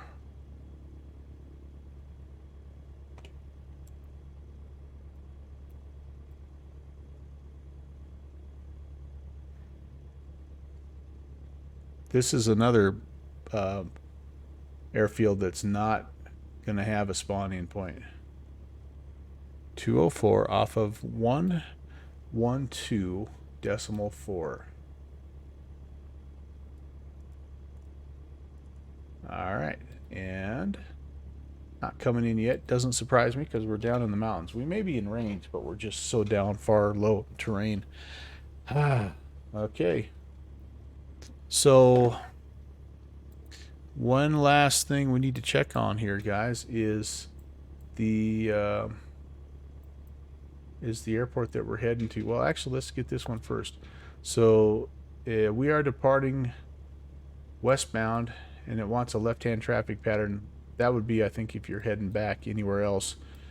For us, it will be kind of a, eventually it'll be a left-hand crosswind departure, but as you can see, we're going to have to go up and go around that pass again before we can start heading back down here. It's just this 12,000 foot peak here.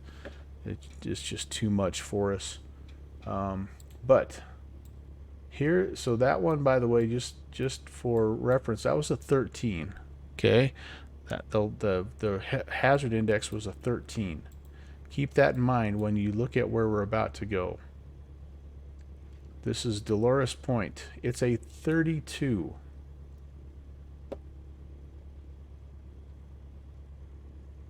Well, that's beautiful. So let's see why. Well, elevation, first of all, that's a thing. 7,000. It's a little higher, 162 feet higher. Here's the map. Behind the map.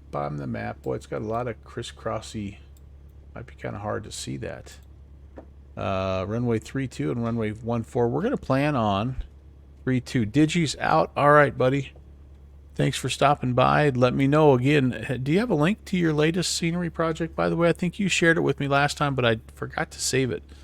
Digi made a freeware scenery up by the Winnipeg area, Edmonton area. Anyway, it looks cool. If it's ready, share away. There we go. Edmonton Villanueva Airport. Look at that. Look at that, Digi driver. Choosing. Hey, Kevin. Oh, yeah, man. That looks fantastic, dude. Looking forward to checking it out. Guys, go give it a download. Go give it a try. And see what you think. All right, man. Good to see you, Kevin. We're getting ready to head to Dolores Point, and it's the highest point that we've gone to today. 81 and falling. Oh, it's cooling off. Thank goodness. I wish this showed density altitude.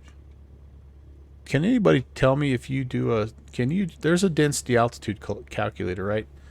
Put 7,126 feet of elevation and 81 degrees, and tell me what the density altitude is. Here's the RHI. Runway 32. It's a hazard index of 32. And why, do you ask? Elevation, number one. Runway length. It's a short runway. No markings, no windsocks. Surface hazard types. Ooh.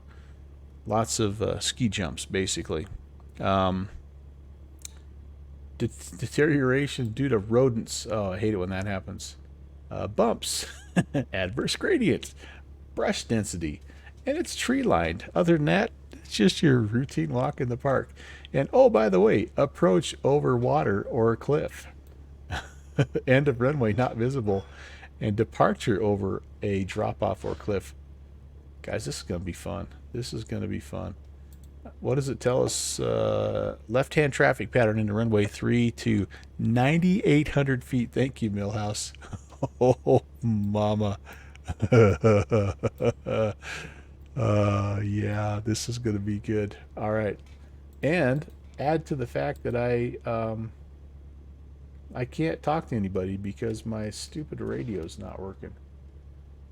All right, let's get this going here. I can at least have a DME. All right, I'm not going to go full flaps on the takeoff, but I'm going to go 2 notches. The little Cessna that could. You got that right. Okay, my friends. Again, I apologize because I can't make a radio call, but if I could, I'd say something like, oh, am I not connected to vPilot? Oh, geez. I am not. Affirm. Doing that right now, Millhouse. Bingo. I am in. And transmitting, apparently. Okay. Who knew? What is, just out of curiosity, one quick thing. What is alpha button, what's it say, 14? That's what it's saying. Push to talk. Button 14. Button, oh no. How do I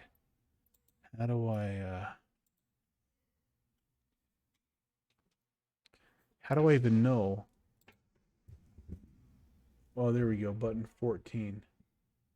That's this button here. Oh, no wonder it's on. Oh, that's 13. There's 15. 21 a second. 14.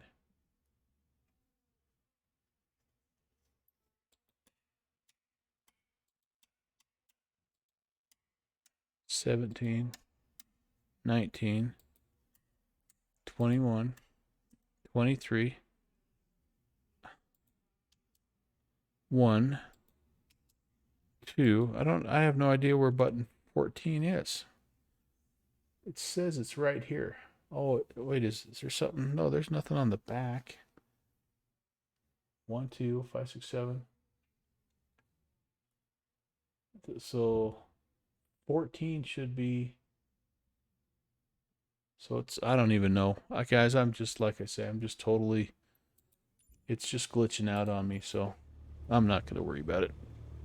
As long as I'm not beeping down on the white side's switch.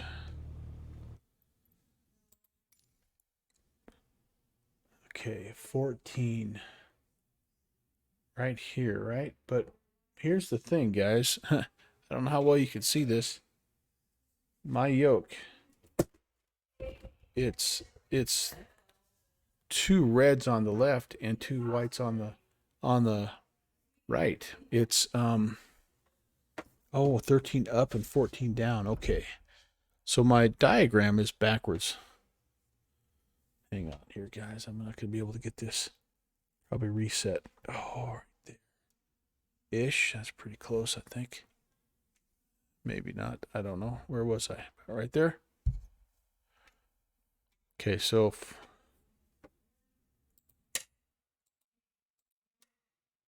There's 14. Okay, yeah. So it is that left-hand side. Okay, so maybe that is how I can turn it off, though. Yeah, on, off. Okay, well, at least uh, might be able to use that switch if the PTT isn't bound to your battery.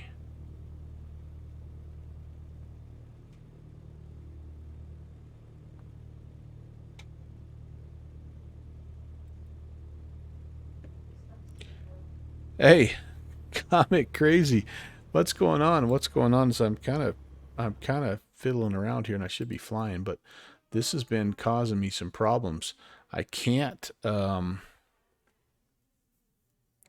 get my, like, nothing's bound to joystick button 1, so I don't know, like, it shouldn't be conflicting with anything. But at the same token, like, I can't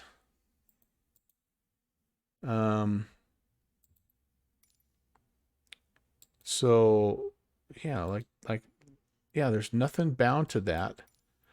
But there's no, like in X-Plane, you actually have a push to talk button, right?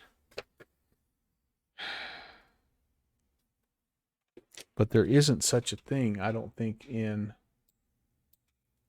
there's such a thing. So radio, right?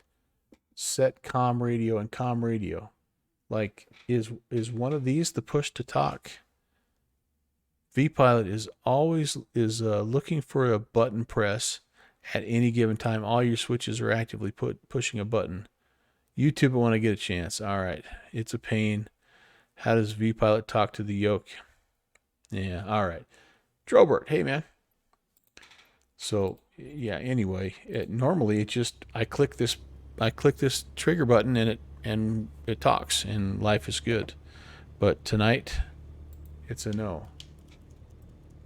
So we're just gonna rock out of here. So it is a little bit of a late evening. What time is it? Oh man, it's already 8:30. Yeah, I gotta work in the morning. I better get going.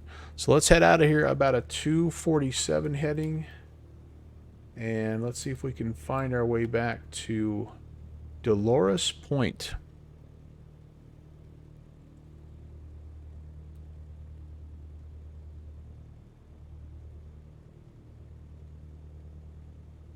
It's a good 90 miles back here, so it's going to be a little while. So we'll just kind of chit chat about this and that. I already got guys in the air. I love it. All right, 2 notches of flaps, and let's hold them here. Full power.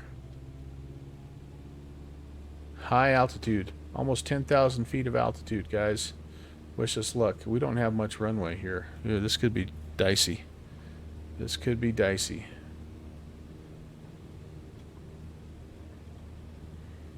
No, I don't even have airspeed yet. Come on, airspeed. There's a little airspeed. We got a long runway at least. Okay, I'm up. I'm using a little bit of ground effect, and away we go. Just your basic 48 mile an hour rotate. We're not out of trouble yet. Get 1 notch of flaps up. Let's get some airspeed. This is we're okay. Everything's good. We're good. We're going downstream. We're going downstream. 2nd notch of flaps are coming up. We are about 6 feet off the ground. Oh man, that was dicey. But there we go. Now we're stable. We need 9,000. What do we need? 9,100 feet to make it over the pass, guys. So we might be doing a little climbing ascent here. Let's see what happens. It's just slightly sketchy turn and burn. It's 10:17 where Drobart is. Yeah, man. You better get to bed, buddy. The carriage is going to turn back into a pumpkin here in just a little bit for you. All right, what do I do? I need some panel lights, pitot heat. Really don't need those, but I'll turn those on just so I'm easier to see for my friends. Turn the lights up. Backlight can come up a little bit. Let's make sure that we are tracking real time. Oh yeah, baby. Add to the challenge, my friends. Oh man, I forgot. I have the blue light installed. There's a blue light mod. I hope this panel has it. It looked really cool instead of the normal red light there. Not off work yet for another hour and a half. Robert, well, let me distract you for at least one of those hours. Okay, we're climbing. Climbing. I'm not going to redline here. Let's pull back ever so slightly. Go back to 2400, and we're leaning out as much as we dare. There's 8.5. I need another about 500 to 600 feet. There's our pass. You can see it. What's the VOR frequency? It's 112.4, and I am I'm looking at a 206.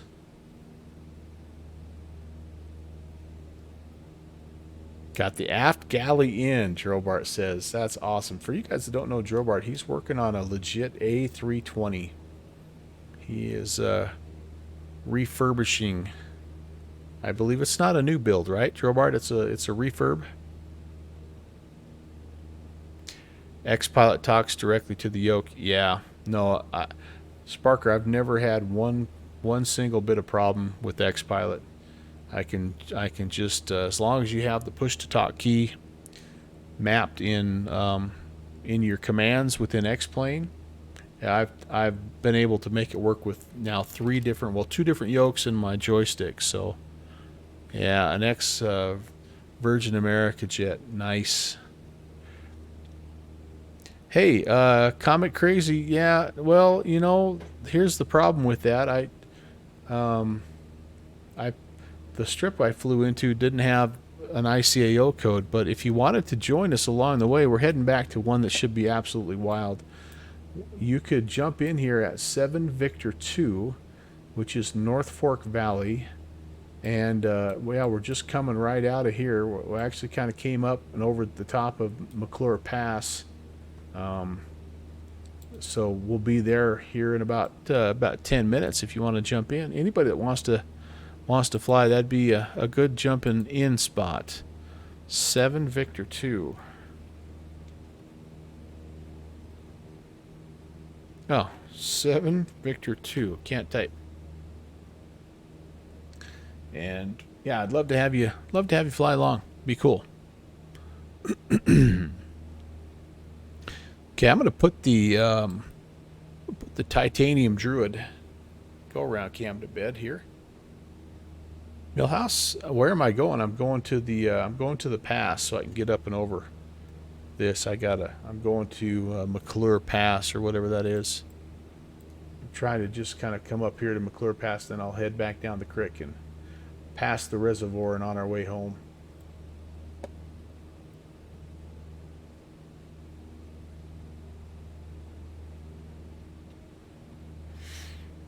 All right, did I miss anybody? I went north. Yeah, I'm going north. I mean, wait, yeah. No, I'm going north. It's, yeah, roughly north, right? That's where the pass is, isn't it? Am I wrong? Or is this the pass? This might be my pass here. Did I miss the pass? Was there another pass back there that I could have made? Oh, yeah, maybe back there, guys. All right. Hey, looking good, fellas. Looking good. All right, well, it's so unlike me to get lost.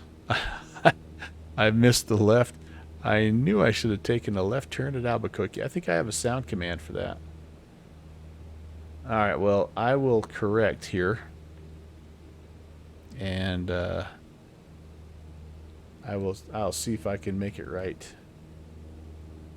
I'm getting such a glare off my window. I'm worried I'm going to fly into terrain here. I've got this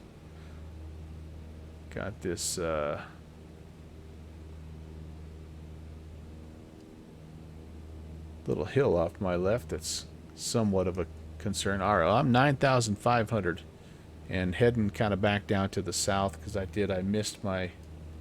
had my eyes on the wrong pass. Freckles, you're supposed to help me out with that, sister. Bye-bye. I don't have anything against Freckles. It's just I can't see when she's sitting over there.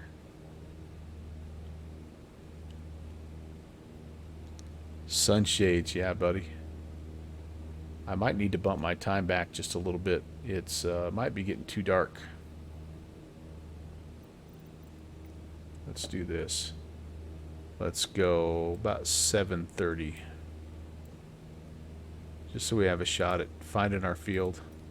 Because it goes without saying that we are not going to a lighted field. Alright, I can level here.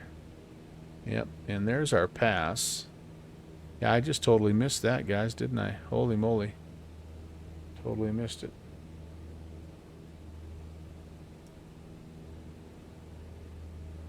Okay, just a scenic tour of the area. And I'm working on my updraft here. You know, that's I've been watching starflies and Continuum catching those thermals, you know, to lift me up and over. There we go. I recognize that valley.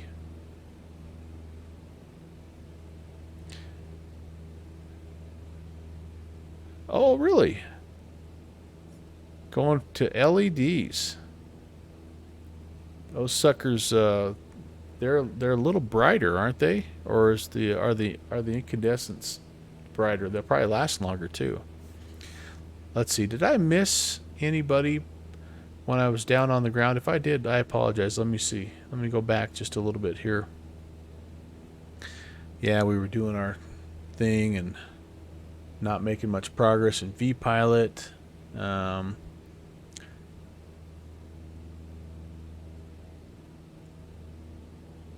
Yeah, okay. Hawker is, or Digi was out of here. We said bye to Digi. And them's my shoes got here. Okay, I think we're fairly well caught up. If I missed you, I am so sorry. But, welcome anyway. And if you're just lurking and you're new, this is the Melvin Leroy channel. My name is Brant. Hi. I stream on Tuesdays, Thursdays, and Saturdays, although my schedule is about to get a little crazy because I also am a teacher and a coach, and our season, I'm a football coach, and our season's getting ready to start. So for about 3 months in the fall, starting about the middle of next month, I'm semi-busy. Like, I'm not on Unicom, negative. I don't have any ability. Oh, sorry. I can at least be monitoring it though. Yep. Thank you, Ori.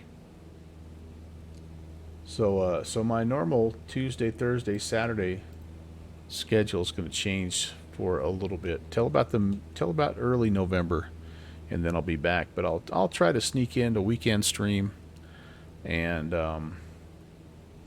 you know, there might be a chance to get a Radio check. Got you. 5x5. Got you on the fives there. Thank you. But what I really enjoy doing, you guys, is just flying a variety of things. I do love my general aviation. I think it's kind of probably my favorite thing.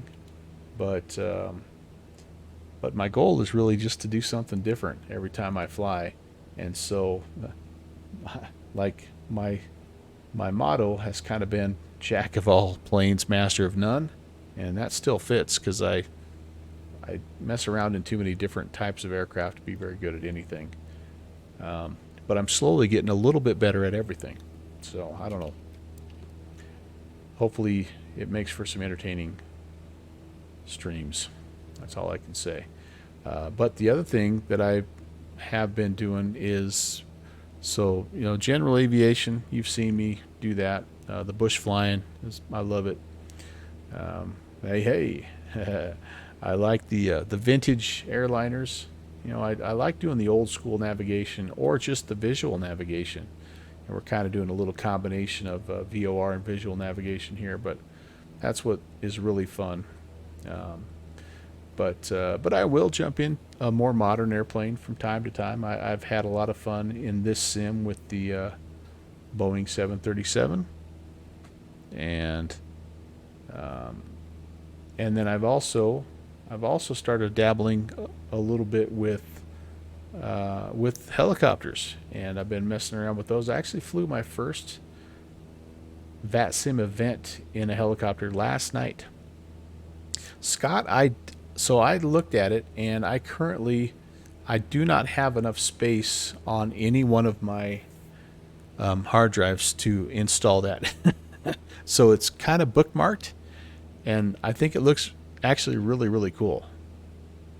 I think it looks really cool. So yeah, that could potentially be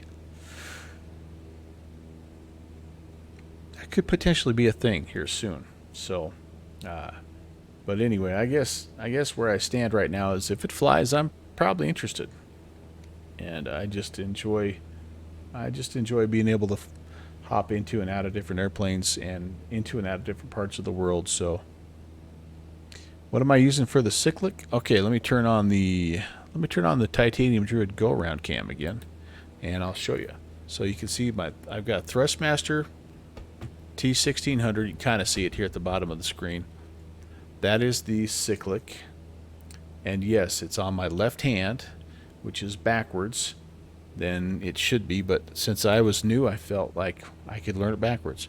And then my collective, I don't know how well you can see it because of the microphone, but I've got a throttle quadrant over here on my Bravo that I use as the collective. So it's exactly backwards. But the way my desk is set up, I didn't have any other way to do it.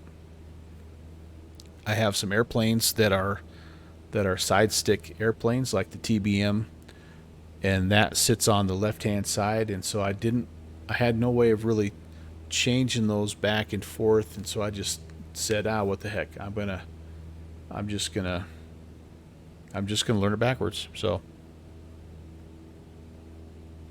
you've been using and that does work. When I first fired up helicopters, that was what I was doing also. I just found that the spring on the Alpha was so heavy versus the T1600 it has a pretty good spring, but it's a little bit less. And anyway, I am, where am I? I'm off the valley here, aren't I, somehow? I took a direct route. I hope I can clear this terrain. I think I should be over there. Actually, I don't even know where I should be. I better climb a little bit here. My TWAS would not be happy with me right now. So yeah, that's what I'm doing. I don't have any dead zone set up. I've seen a few people who have taken the spring out of their their side stick, and they say that handles very similarly then to a regular collective, because that's, from what I understand, the collective just has it just flops whatever side you leave it, basically. And so I may have to do a little bit of a ascending 360 here, you guys. Wow. But I don't, I guess if I get, I kind of go back and forth and if I get to the point where I'm flying helicopters that much that I need to do that, I think I'll probably just, Ola, Esther! I probably just get a different a different joystick altogether. Al South MIA. Hello, hello. Great to see you. And Starflies. Starflies is checking in. Hi. Starflies. Great to see you guys. Thank you so much for coming in. And I am not going to get over these mountains this way.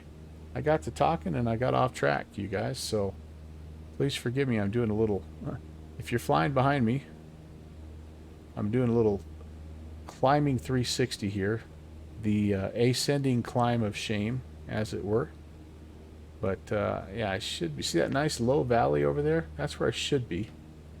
But I got to yammering, and all of a sudden the hill came up to greet me, as it were. But thanks for coming in, you guys. Muy buenas noches, Al. Senor Dominguez. ¿Cómo está? Climb of shame. That's right.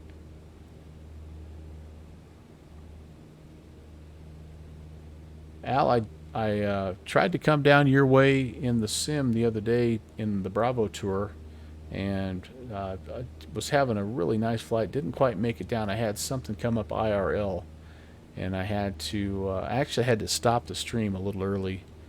So if you were waiting up for me on the porch with rum and coke, I'm so sorry I didn't get with you. So Al, don't you dare start. Leave the trolling to others. Well, actually, no. That's right. That's part of your job. Starflies could give me some good instruction. Starflies just shakes her head, and like I can hear her literally rolling her eyes at some of the things that I do. I can just hear her in that super calm, never get mad voice, just saying, "You idiot." But, oops, that's why she loves me. Because I do dumb things. Alright, so 9.5, and try, like, if I was, like, I really just want to go back directly on track here, but I can't get over the top of those mountains, so I'm going to get back out here in the valley where I should be. I should be following the... Here's where I should be, you guys. I should be following... Oh, gosh, I don't want to do that. What am I thinking? Hold on. I've got this fancy transition. Yeah, there we go.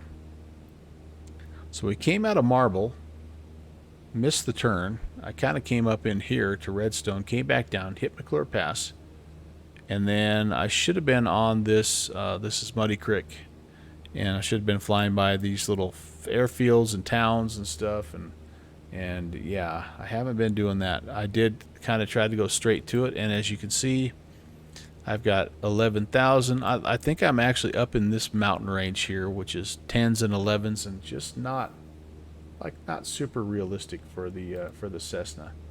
Look at me plugging away here at 55 knots.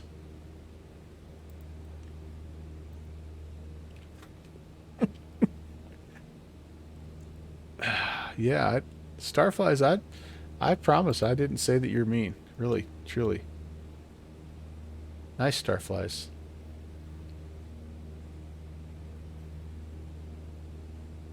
Hey, did I win? Speaking of you being mean, did I win the bet, the weather briefing bet the other day?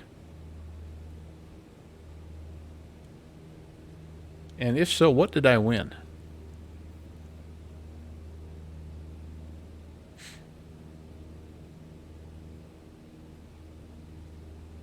She's probably done at least 5 streams since then and has no recollection.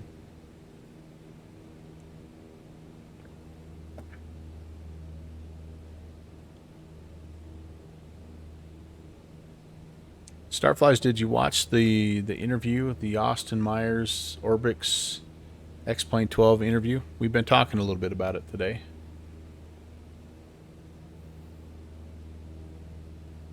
I'd be interested. Again, I got a few people's comments, and that's kind of what I was thinking we would talk about on the way back to Dolores Point was kind of your takeaway. You sort of heard mine. I'm still a bit frustrated with Austin at his blinders to what the world looks like and how important that is to an accurate sim, which he claims to love so much. Accuracy, reality. But I was also encouraged that he has brought some people on board that maybe will help with that. You didn't watch it, okay?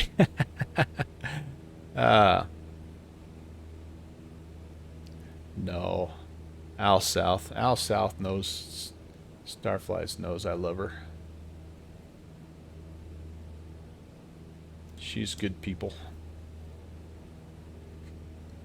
No, yeah.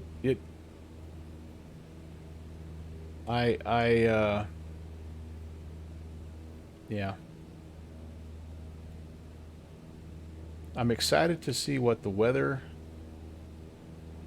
if the weather does what he's claiming it will do. He did have one section where he showed a little cirrus flying in amongst storms, and it just showed several layers of clouds, and he talked about sort of just the different forces that were going to be in play while that, with this new weather engine. And I am genuinely curious to see how that turns out. I'm also interested if what he talks about with the water dynamics happens. That's going to be kind of cool for float planes. And starflies right there. No, sorry, you're the hard hands. Can't keep it straight. But yeah, so there was some encouraging things, no doubt about it. But my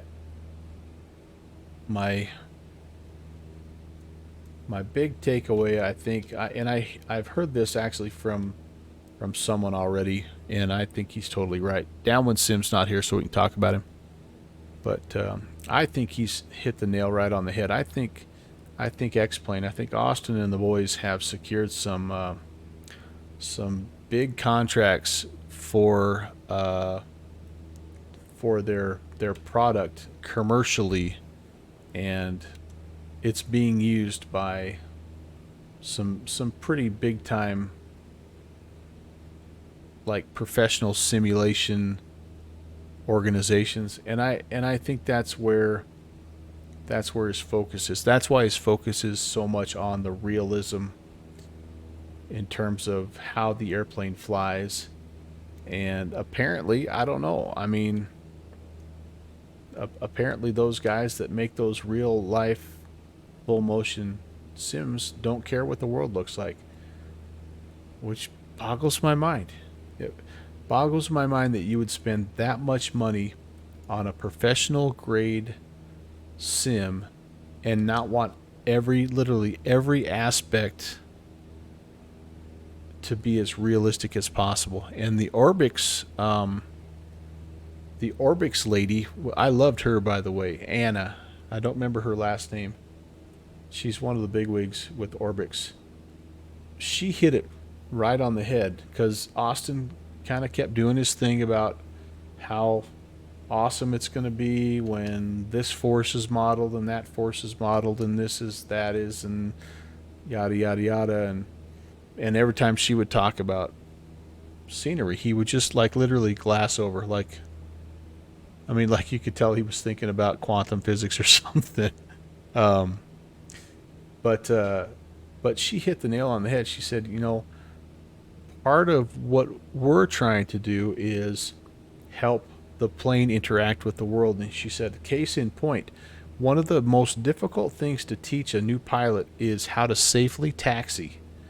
And she said, so what we want to try to do in our airports is we want to make sure that not only are all the taxiways, numbered correctly and aligned correctly, but she said we want to make sure if there's a certain building that, you know, people use as sort of a reference, or a tree or a bush or so. She said we want all of that to be there just as it would be in real life, because that's an important part of learning how to operate an airplane safely. And I'm like, that's you know, let's hope some of that sunk in with Mr. Austin, but I don't know. Ivan 29 via hello, welcome. What's the meaning of the logo? So what, Al South, what that is? This is the Fly In Camp Out series, FICO, and so that's representing all those things. So it's a bush plane, and it's a mountain because we fly to some remote locations, and then it's a little tent. It's my attempt to be, you know, to be like all logo-y and stuff. Well, yeah, Hawker, and so that's the downside of it, is because Austin did talk about, he's like, you know, I want we used to have, and this part made sense, and I'll give him this. He said, you know, when we used to send X-Plane out, we sent it out in 8 DVDs or whatever, 8 CDs. And he said, so like, we wanted to send out the whole world to our pilots. We didn't want to send it out, you know, like just part of the world. And so he said we had to make some sacrifices, and so the world was, you know, rendered as it was, so it could fit on, you know, 8 DVDs or whatever. He said, and now, even though it's a digital download, it still kind of is a consideration. File size is a thing. And so if you have the whole world in ortho, it's going to be a massively huge file size, which it will be. And I understand him not wanting to make it a gigantic initial download and upload every time you're starting the sim, you know, but I keep coming back to the point of, there's another sim that's figured out how to do it. It's doable. Just ask somebody. If it's not your thing, so be it, but there's people that will help you figure that out. And then he made the one comment later on about like he basically said, you know, Microsoft Flight Sim and X-Plane used to leapfrog each other with every release. He said, we're finally at the point where we're not doing that anymore. We're actually diverging and going 2 different directions. And he tried to make the point of, like, Microsoft Flight Sim has the nice looking world, and that's what they do. And so we're going to do something different. We're going to focus on aircraft. And I'm just like, no, it doesn't have to be one or the other, dude. But again, you know, it's like the point was made. I think they, unfortunately, the common simmer like we are just doesn't represent that much of a market. And so he's not worried about losing people to Microsoft Flight Sim. I just don't think he is. Or maybe he's in denial and doesn't think that he's going to lose that many people. And I don't know. But yeah. What's the radio we want to intercept? I have us coming off of a 204, I think is what I said. Yeah, 204 intercept. 112.4 is the Grand Junction. Junction. Yeah. No, I take that back. I screwed up. It should be the reciprocal of 19.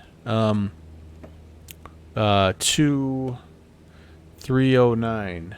Wait a second. Is that right? 309? What's the reciprocal of 19?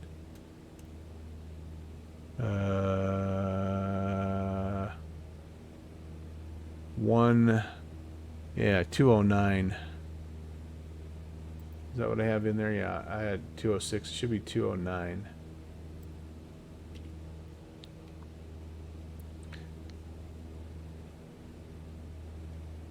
Ortho paid a lot. Yeah, Millhouse is saying, yeah. How could Laminar possibly ship ortho legally? Yeah, see, and I don't know. All I know is this.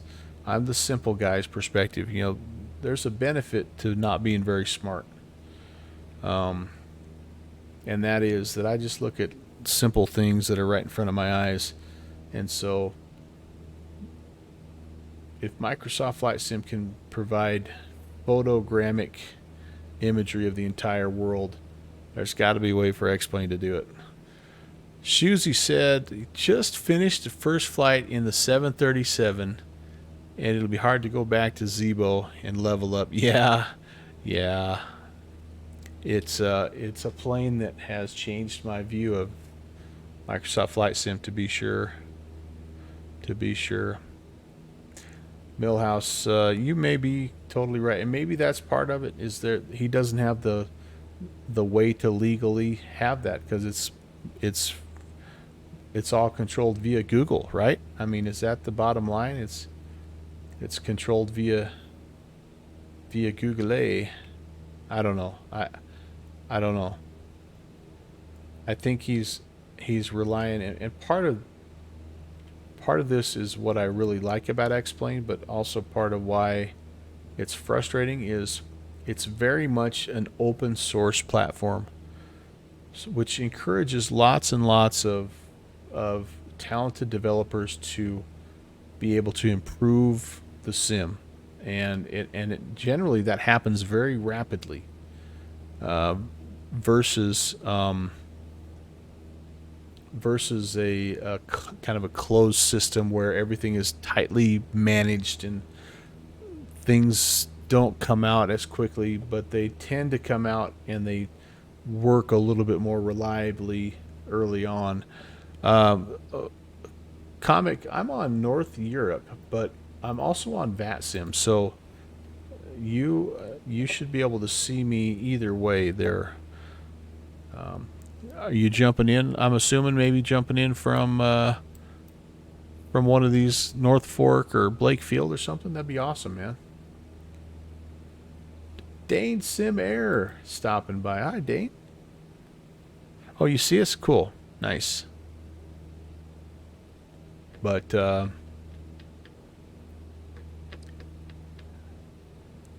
I think it'll be cool.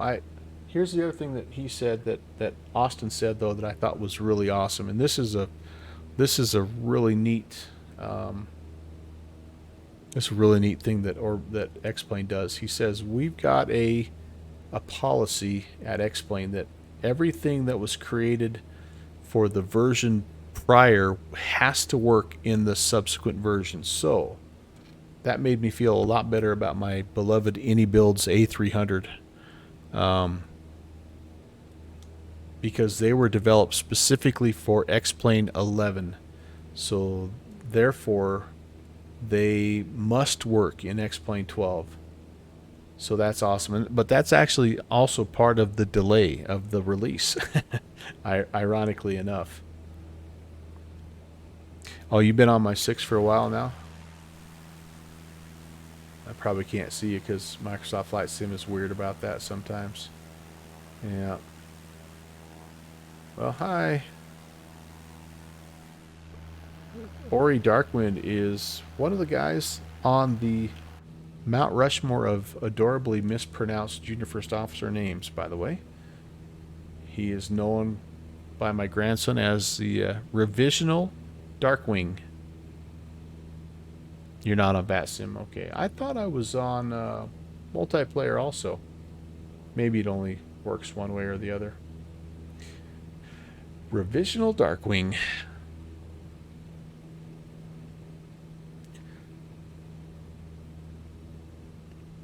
It's been a super fun flight, you guys.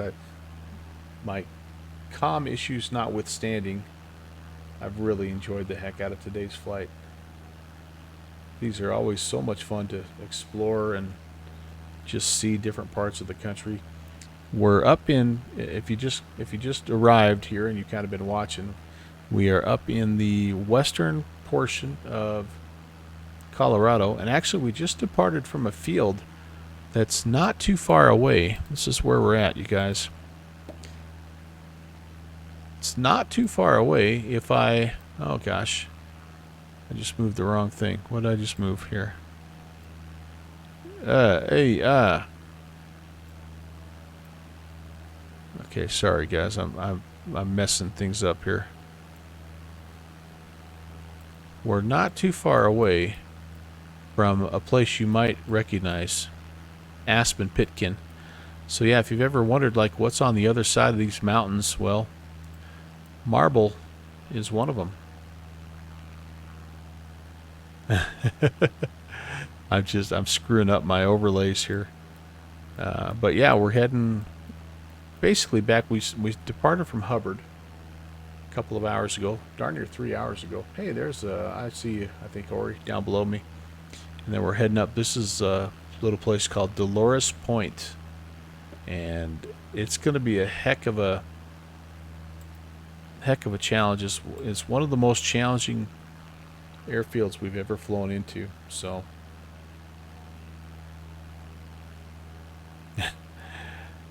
well, Shuzy, according to our man Austin, it's a go. It's a thing.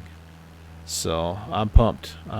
Oh, you also got the digital Skyhawk. Awesome, man. Heck yeah.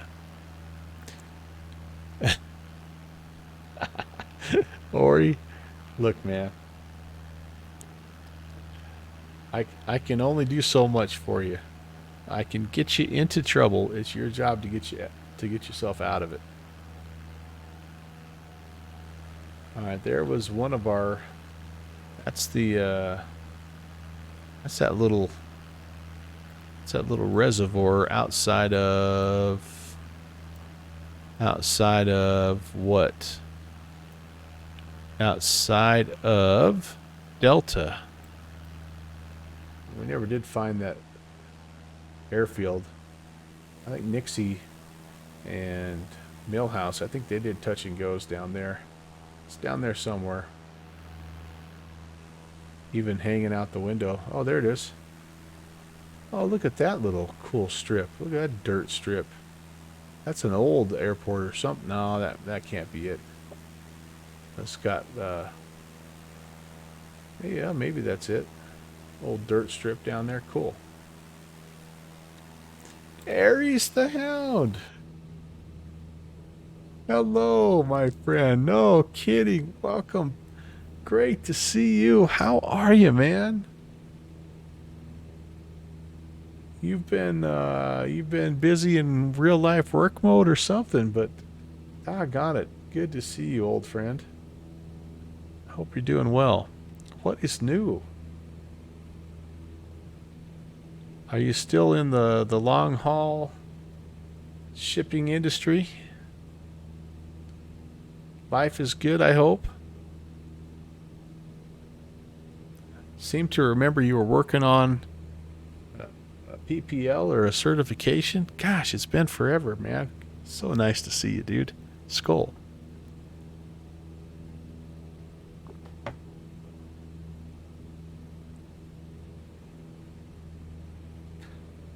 Pretty much night for you. You're gonna have to watch me land. Okay, gotcha. Feel free to bump the time slider back a little if you need to, Millhouse. I mean, it should be night here as well. Yeah, I'm looking out the window. It's dark where I live, and I'm just north of this, so.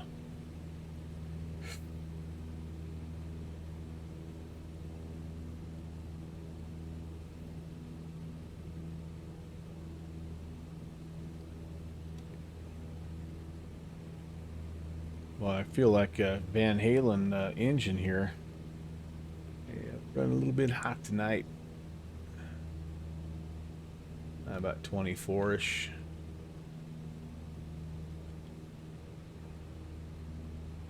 This thing has an autopilot, but I don't know that I've ever used it. I probably have. I probably set it for some reason. It's just a super fun plane to hand fly. Working on an IT job right now. Oh, wow. Aries. Aries the Hound?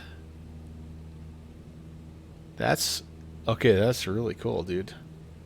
Well, I'm glad you took a couple of minutes to stop by, and I hope that you can get back in, at least into some simming with us, and or stopping by and hanging out. It's always fun to talk to you. And yeah, you're in the JP Logistics, or yeah, that's I'm flying as well.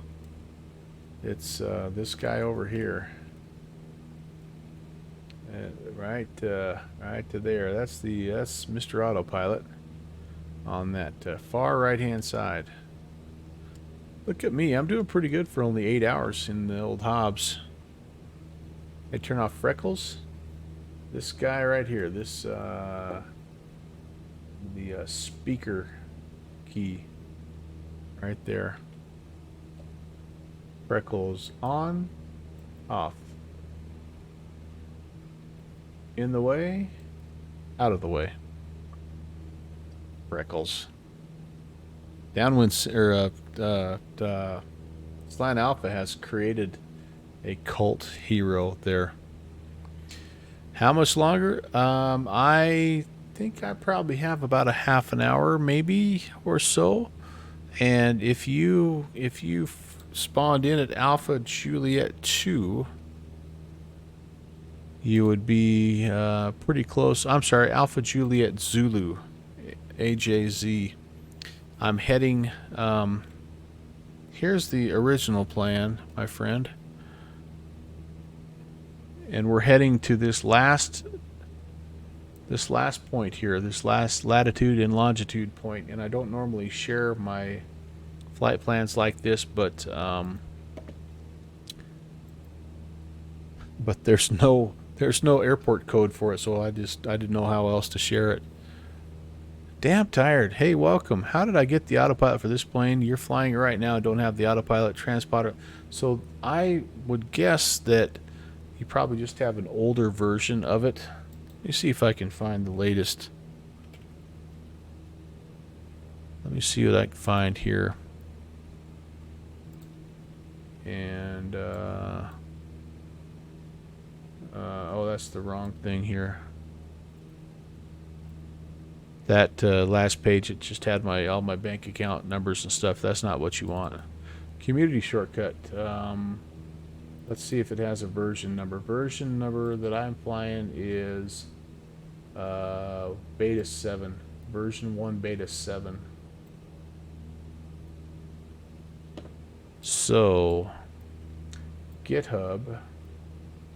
There may even be a newer one than that. There's Beta 4. Oh, Beta 9. Oh, yeah, so there's even a new one. Wait a second, 9 months ago. I know I've updated it since then, haven't I? Maybe I haven't.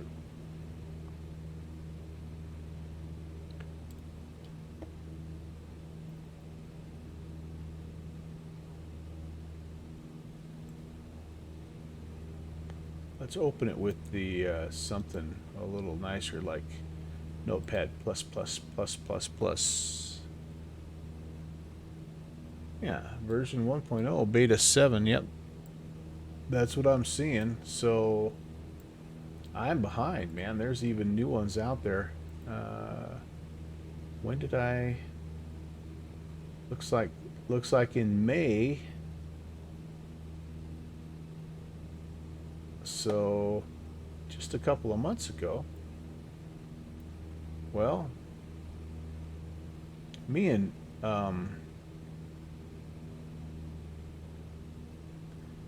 GitHub don't always see eye to eye. If I'm reading this correctly, it would appear that there may be a version 10, or sorry, a beta 9 out that was dropped like 9 months ago. So I don't know. Primary download, the latest release version 1.0. Yeah, I would go here and just take a look around. I'm tired and oh, hey, hello. That'll hopefully get you what you're looking for. All right, I have got to stay somewhat on course here because I don't have near the visual reference points. Hey, Damn Tart, thanks for the follow, my dude. I appreciate it. Ayers is hoping to fly again, but sim gear's tucked away and your computer's being used for work. Hey, I understand, man. It's okay, but like I say, hopefully soon you'll be able to get back with us. And if not, just stop by, man. Come hang out for a little bit, take a little mental break.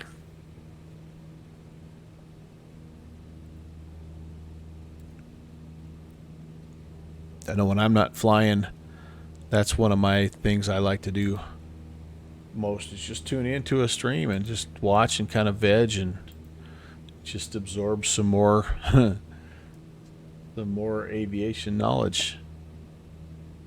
Holy cow, guys, we're 7 away. We're 7 followers away from 900. And at that point, my friends, it will be giveaway time. We will organize a giveaway. I can't believe it. That's so awesome. Thank you so much, guys, for coming along.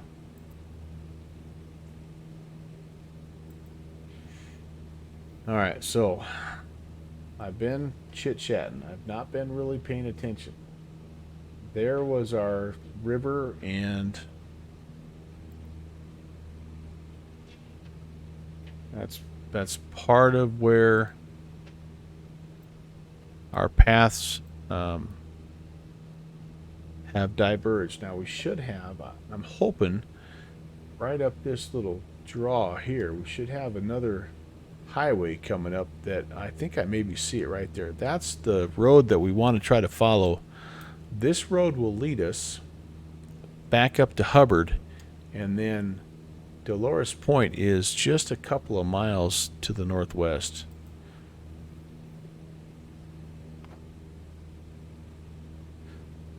Dane Sim Air, yeah, next time, buddy. Yeah, hop in for sure. You finally managed to get your SPAD next profile for the Phoenix, and everything is working. Oh, cool. I still haven't dove into that plane. I guess I'm kind of waiting now. Once I found out that the A310, the AnyBuilds A310 was coming out, and it was going to be free, I'm like, oh yeah, that's currently one of my favorite Airbuses. So I might hold off just a little bit on the Phoenix.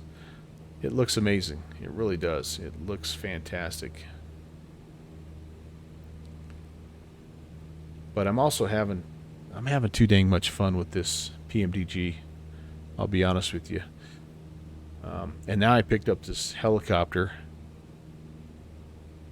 I picked up this helicopter, the Airbus H-145, and I'm having a lot of fun with that stupid thing too.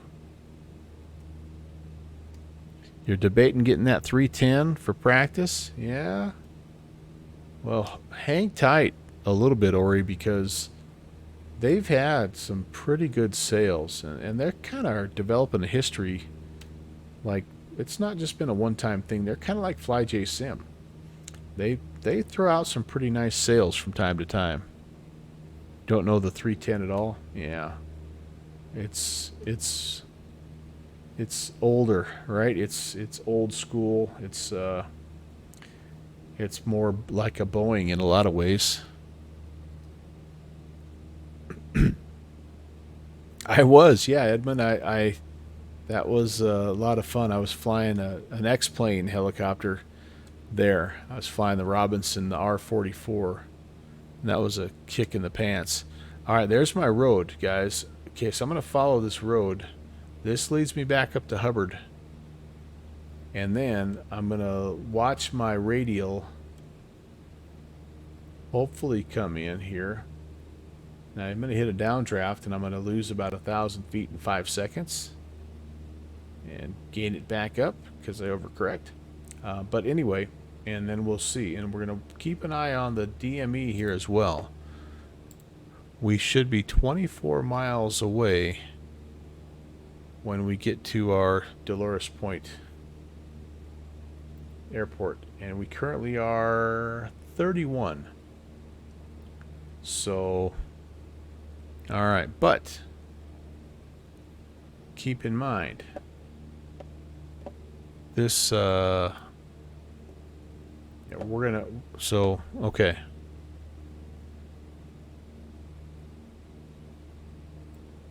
Since BORs are circular in nature, keep in mind that this 24 DME loops around and also intersects back here. So, because we're kind of back here by Bridgeport somewhere, well, probably more like right in here. So, so yeah, we should hit like, yeah, we could be, I guess, right here. I don't know. Anyway, we're gonna hit this 24 twice, and so we're. I don't. I guess my point is we're not 7 miles away from the airport quite yet. We're getting there though. Ooh, Iowa Scotsman given the endorsement to the Phoenix. Okay, that means a lot. Iowa Scotsman. Maybe I need to look into it.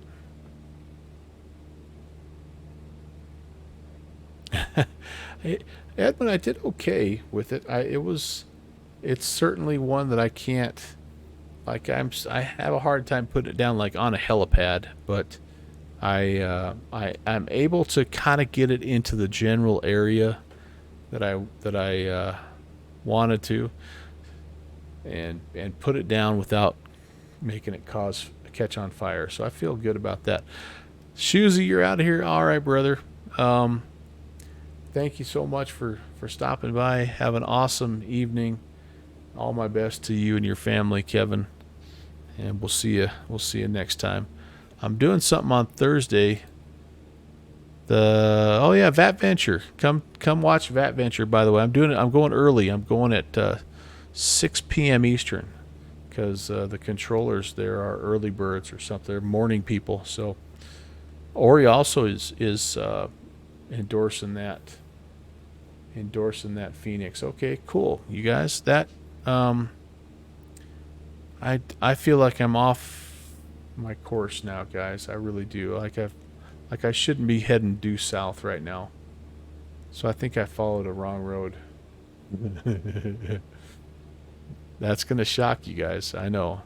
And everybody flying behind me. I get it. So I'm gonna turn back. I'm going to turn back a little bit more. I'm actually going to go due west now and just try to intercept this localizer. Or the outbound radio. Yeah, we're not shooting the ILS into Dolores Point here. Sorry about that. Wrong terminology. Pull over and ask for directions. David, how are you doing? David 4DW. Great to see you. Yeah, stick my head out the window. If I open the window, though, it causes the plane to go crashy. So I'm gonna save that for the landing. Man, I'm all of a sudden having a really hard time keeping this thing trimmed. Wow, I'm all over the place. Oh, look at my airspeed. 50 or below. It was almost 40 knots right there. Holy moly. Okay, I just want nice and easy here. Can we please? It's been pretty windy here today. I'm wondering if it's not super windy down there too. How's it doing now? It's actually pretty stable, Aries, and quite a few very nice aircraft. They're getting ready for System Update 10. And I think we got to be closing in like on almost... has it been 3 years? Or did we just have the 2-year anniversary? Anyway, they've made good progress with it, Aries. One thing that they've done lately that's really smart is they've separated out the system updates, and they now have a beta testing group that you can voluntarily sign up to be a beta tester. So like if you currently, I'm on system update 9, but system update 10 is being beta tested by volunteers, and so they work the bugs out, but they get access to the latest and greatest update before everybody. I think that's helped though quite a bit. The early problems that they had where they would release a system update, it would have all kinds of issues and people would be mad and they would get angry emails and all that good stuff. I think that's helped that a little bit, and it's kept the early adopters happy too because they don't have to wait an extra 6 months for an update. So, Dane, I'm gonna do my best. I'm gonna do my best. I was getting pretty slow there for a minute, man. Ori, yeah, I'm with you. I'm with you. I just feel like it's, I don't know. I'll probably be a beta tester for X-Plane 12 though. So I say that on the one hand, and on the other hand, I'm ready to install X-Plane 12. Actually, I don't know if I will. I've got X-Plane right now is running pretty doggone well for me. Like it's everything is, all the little plates are spinning just right, and so maybe I won't. We are heading to a field called Dolores Point. It's a field at 7,100 and change.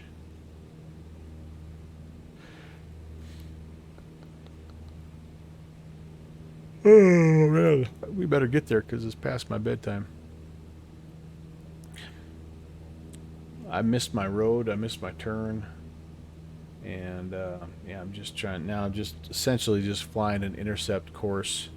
I have the well, you've been here, but I've got the Grand Junction VOR tuned at 112.4, and I've got the outbound radio tuned. So once that thing lines up, I'm gonna turn either left or right depending on if I'm 24 miles away, and right now I'm right at there. Yeah, so I got way too far south, you guys. So what I'm guessing I'm gonna do here is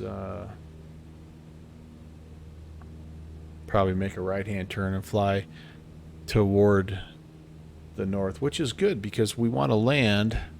As I'm looking at the wind and the weather here, the runway 32 is the runway we're going to pick, and it's a left-hand pattern into runway 32.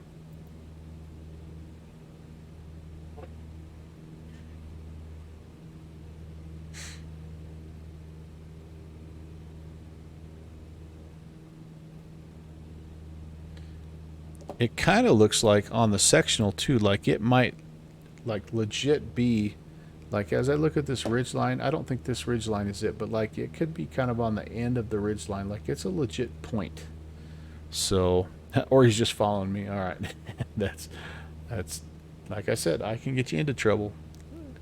It's up to you to get out of it.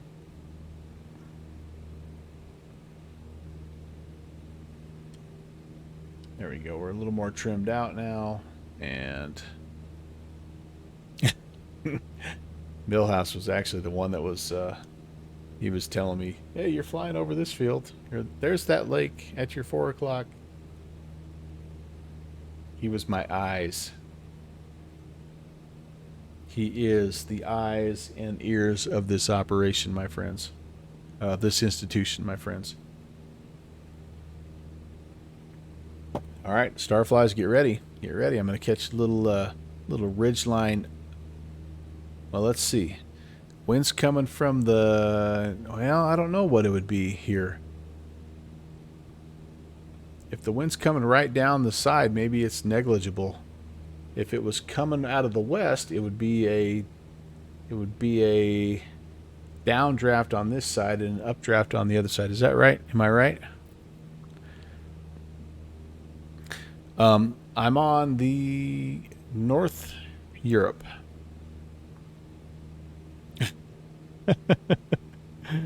You are legally blind without your glasses. Is that? Are you flying? Are you simming right now without your glasses? Is that what you're telling me, Ori, or Millhouse? Sorry.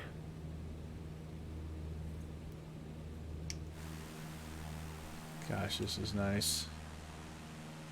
This is so nice.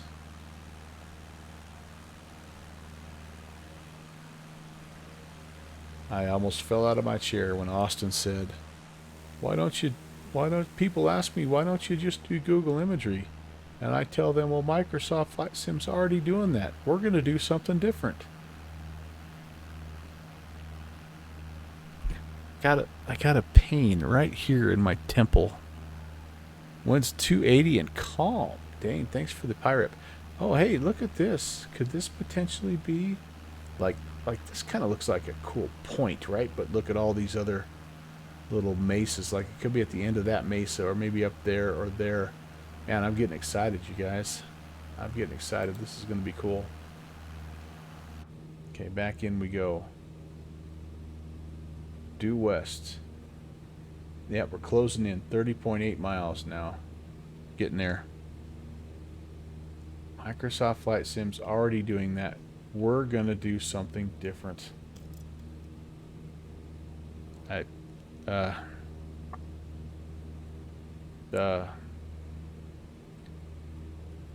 Toward the end, he tossed out. He must have heard my eyes rolling because he tossed something out that said, we are at the beginning process of next generation scenery simulation.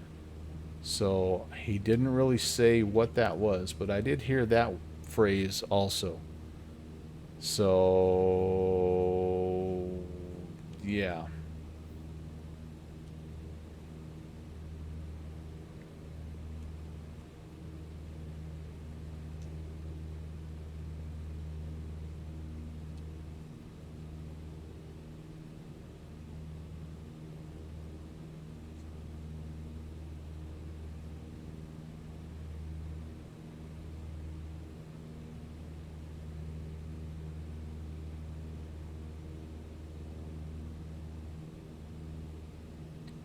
I've told this story many times. I'll tell it one more time, just because I'm old man, soapbox ranting now. But I went to the Denver Air and Space Museum, military. I don't remember what the name of it was called, but anyway, I went for a visit and I had found out that they had a full motion sim, and I'm like, oh, I would love. I'd never been in one, so I'd love to do that. So I talked my wife into going, and I did the old whatever 5 minutes for $20. It's crazy expensive, right? But got strapped in, and I was ready. My goal was to just fly one pattern, and they had a 737, and I'm like, I just want to fly one pattern and take off and land and just feel what it feels like to be in a full motion sim with surround sound and the whole works. And I remember getting into it, and it was literally FSX, and it was default FSX. And I remember flying for 5 minutes. I didn't even make it around a full pattern. I think I was on base to final or something, and my time ran out. And I remember getting out of that sim. I'd been looking forward to that for probably a year, thinking how cool it was going to be in a full motion sim. And I remember being so disappointed because of how crappy the graphics were. And I got out, and it just kind of slipped out. The high school kid that was working it, helping out, is like, how was it, sir? And I'm like that was really disappointing. And I just wasn't even polite about it. And I'm like, I didn't mean to tell that to that kid because it wasn't his sim, but that just stuck with me.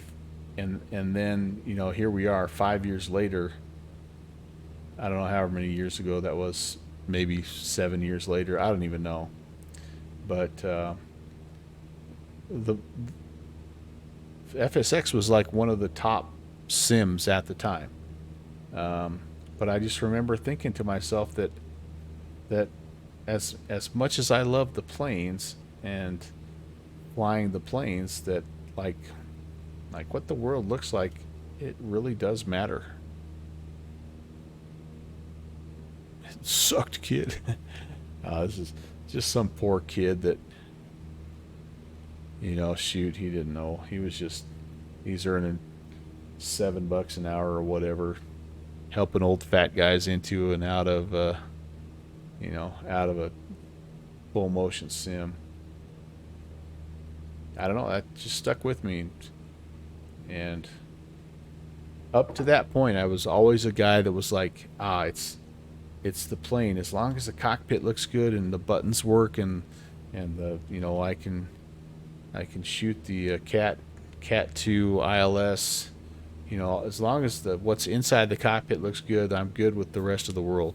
And that moment was when that changed for me. I'm like, I really want both. I really want both.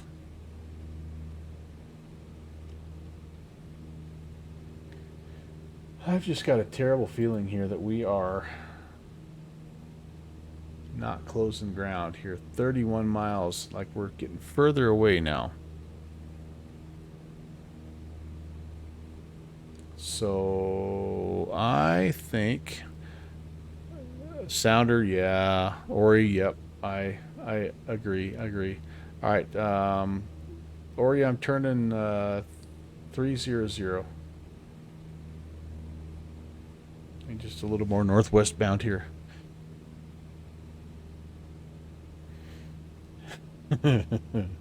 Sounder, no, I'm in Colorado. I know where I am roughly. Sounder, here's where I think I am. I think I ended up down here, and I am I'm trying. I was hoping I'd find the Dolores River here.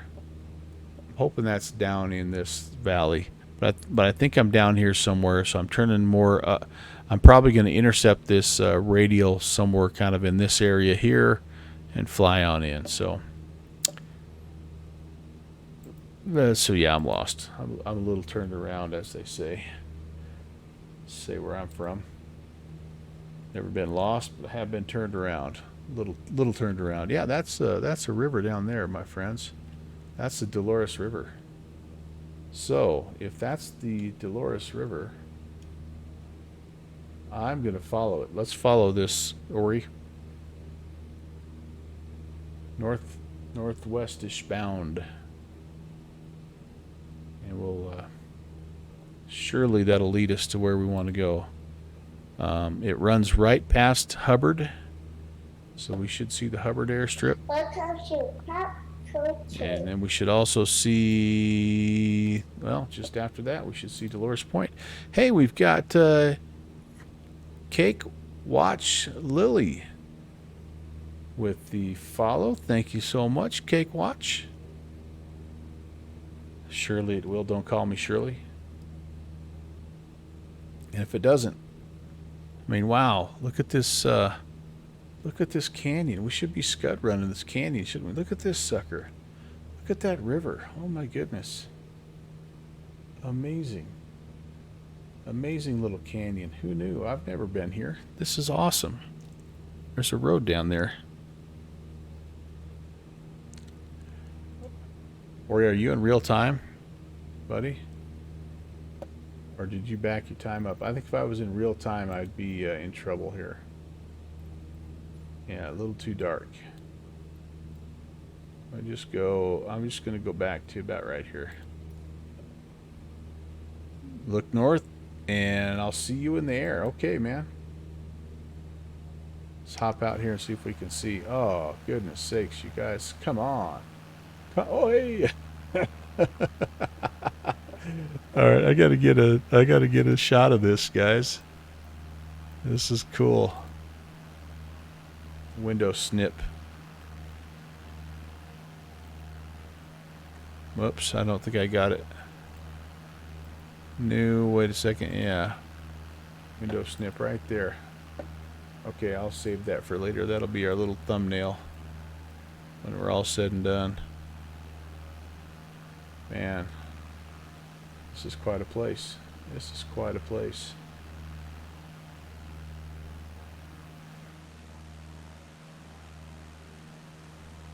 So we took off from Hubbard. Hubbard's here somewhere, guys. It's, well, actually what we'll see here. Dane's found it. Nice, Dane. All right, awesome, dude.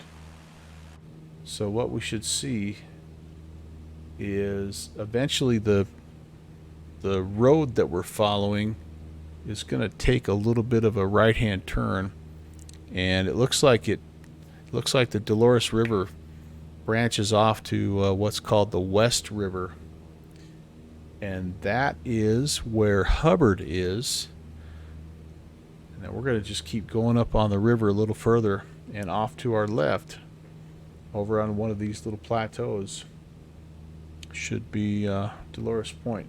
Again, we're waiting for the localizer to come in. The localizer, the radio. I keep calling it localizer. 28 miles. Hey, we're getting closer. We are at 4 miles, about 4 miles to the airport. Oh, there's one of our friends up there, kind of giving us a little hint too. Yeah, Ori, you're probably smart not following me. I don't take any offense to that at all.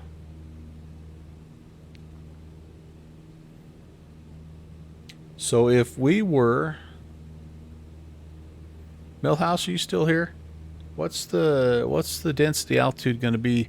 7,126 feet and 80 degrees. We've got to be pushing 10,000 feet again, don't we? Boy, it took us forever to build up airspeed coming off of Marble 1. I mean, forever.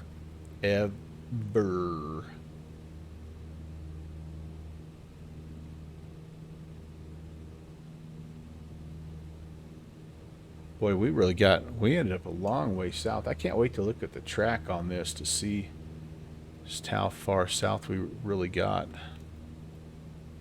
It was a long way. You're at 93, yeah. No, you're good. You're good. Just remember that the aircraft is going to perform as if you were flying into a 10,000 foot strip as opposed to a 7,000 foot strip. So, you know, just keep that in mind. It's 9,800. Oh, yeah, you guys sounded right. You're getting ready to move into fall, right? You're kind of in your cold season right now, your winter. Is that right? Doggone it, 9,800 feet.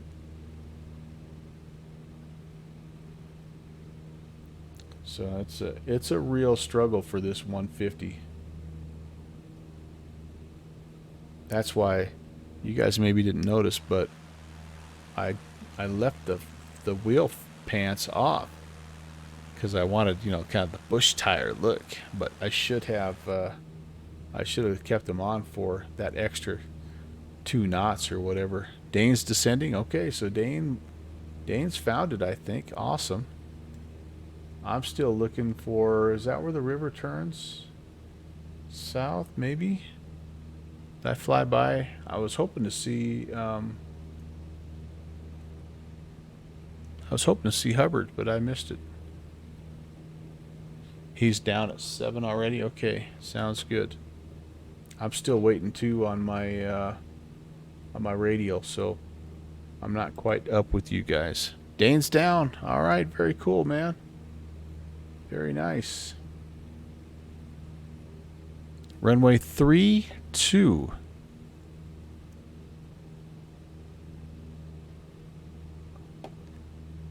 All right, they say we're close. I believe them. I can kind of see some traffic over there. Very extremely narrow, yep. And it's supposed to have plenty of trees and stuff too. So We're going to try to fly a left-hand pattern. We're sort of lined up for it. Oh, there it is. Is that it, guys? That is no, I think that's Hubbard. Okay, that's Hubbard. Okay, it's time for me to start to descend.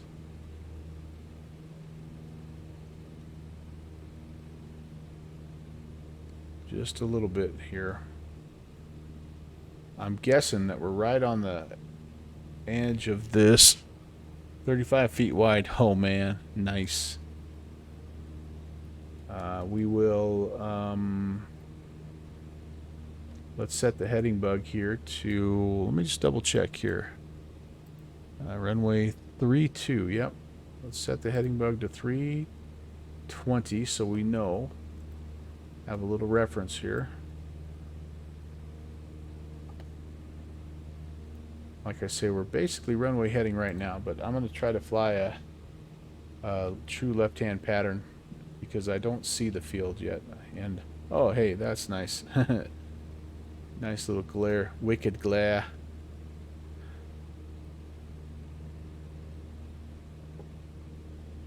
Try to get it down to about 80. Let's see, be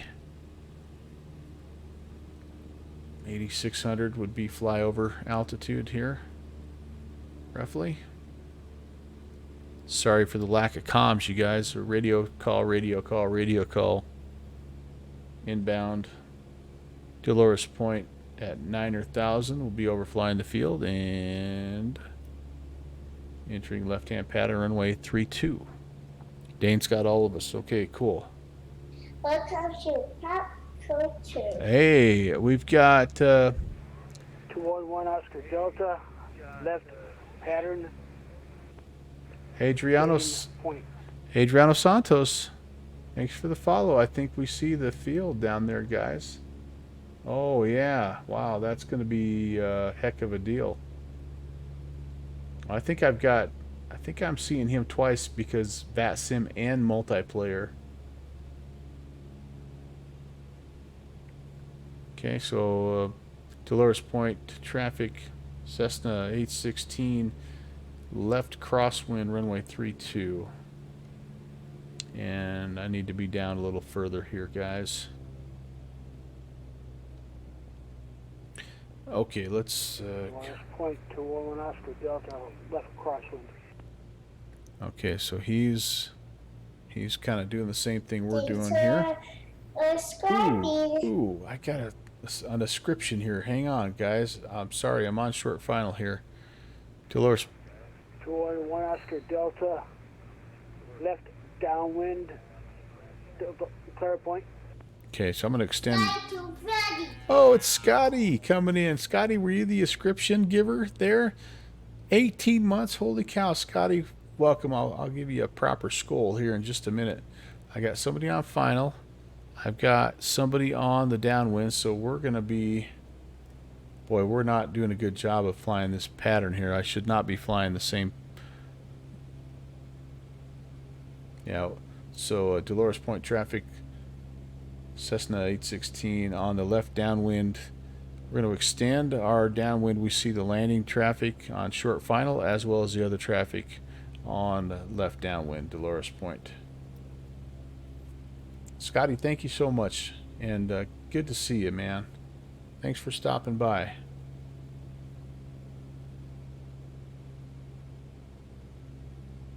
We're about to try to land into this might be the most hazardous airport we've landed in the entire series.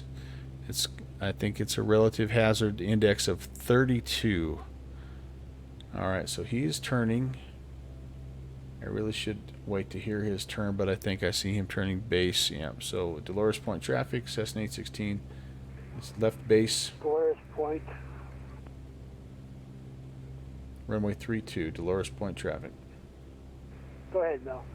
Nope, you're good to go. I'm outside of you, sir, and I know you're waiting on me with the chat delay. You're in. I'm going to follow you.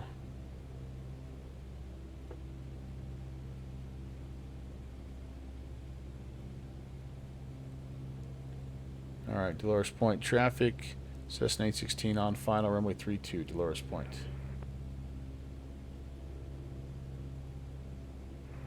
201 Oscar Delta, Dolores Point, on final. Got Dolores Point. We got the traffic on final. Another notch of flaps. Boy, it's I didn't do a very good job of turning on final there, guys. Hard to see with the sun the way it is. I was trying to give everybody that nice sort of golden hour sunset here, but geez, criminy. I shouldn't have done that. I can't see the I can't see the field. I might have to go around. Might have to adjust my sun here, guys. I just might have to go around. Yeah, I'm off. I think I'm supposed to be over there. All right, Dolores Point traffic. Cessna 816, we're going around. Let's come back up to a single notch here, and let's do this. Just to need a little bit here, guys. I'm so sorry. Oh, there we go. All right, yep. That doesn't look like 3-2. Wow. Or does it? Well, they said it's bumpy. They said it's got a hazardous no, that's the road. Never mind. Right, where is the oh, the airstrip is over there. Samsonite. I was way off. Alright, here we go again. Dolores Point traffic, Cessna 816 left, downwind runway 32, Dolores Point. Alright, let's try to actually fly it this time. What do you say?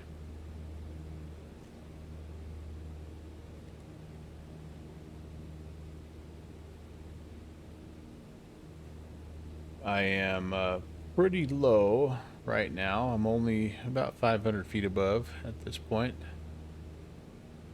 Alright, right over there. Let's just try to hold this altitude right here. Dolores Point traffic, Cessna 816, left base, runway 32, Dolores Point. I think I'm extending my downwind just a little too far here, and I'm losing sight of the airstrip. See if we do better with this daylight. That road also threw me for a loop there. Alright, there we go. We got the field. Second notch of flaps. Speed coming back. I'm a little high now. Dolores Point traffic. Cessna 816 on the final. Runway 32.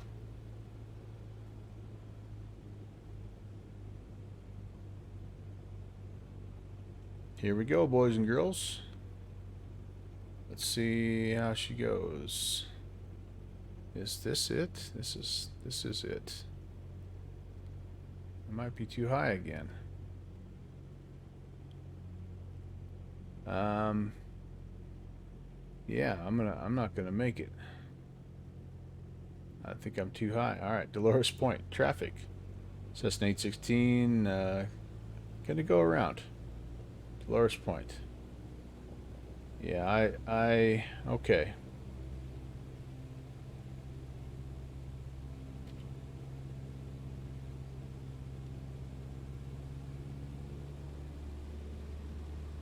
Unless that's not it. I thought that's it.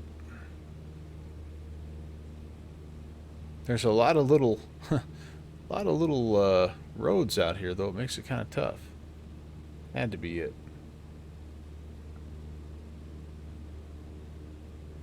Dolores Point traffic, Cessna 816, left crosswind, runway 32, Dolores Point. Alright, let's level out here. Yeah, that's got to be it. I just need to be down a little closer to the edge there. And it was only about 7,000. I don't know if 7,100 really wasn't where it was at. Well, I didn't do a very good job of climbing up to pattern altitude here. Of course, it's tough at density altitude of 9,800 feet. Dolores Point traffic, Cessna 816 left, downwind, runway 32. Sorry to make you guys wait through 2 go-arounds. Traffic, November 1419, left base, runway 18, Hubbard. That might be Dane. Dane, did you fly over there to Hubbard? That's a cool little airstrip. Your altimeter shows 7650. I wonder... I must have weather issues. I don't know. Alright, there it is. I'm going to try to be down a little lower, a little closer to the edge here. It's going to be uncomfortable, but that's just the way it is. What a view. That would be so intimidating. I mean, holy moly. Just no margin for error. We'll take it out here a little further this time.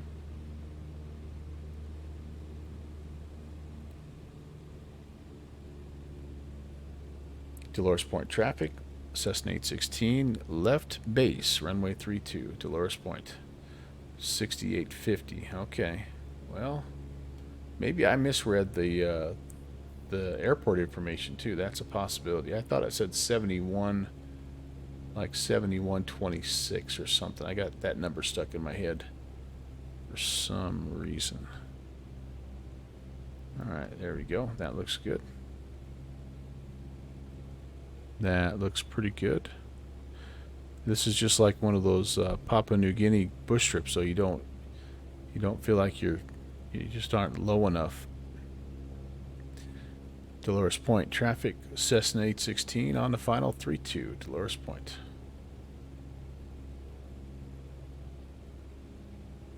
All right, we're gonna go for it. I don't know if that's it, but we're gonna go for it. Second notch of flaps. We need to give it about 500 feet here if I could. I'm fast, super fast. Final notch of flaps coming in. Bumpity bumpity.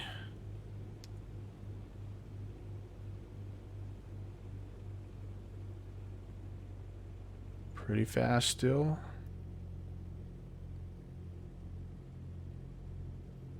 Feel like I'm maybe a bit high. Oh, not too bad, I guess. Oops. Bumpity bumpity.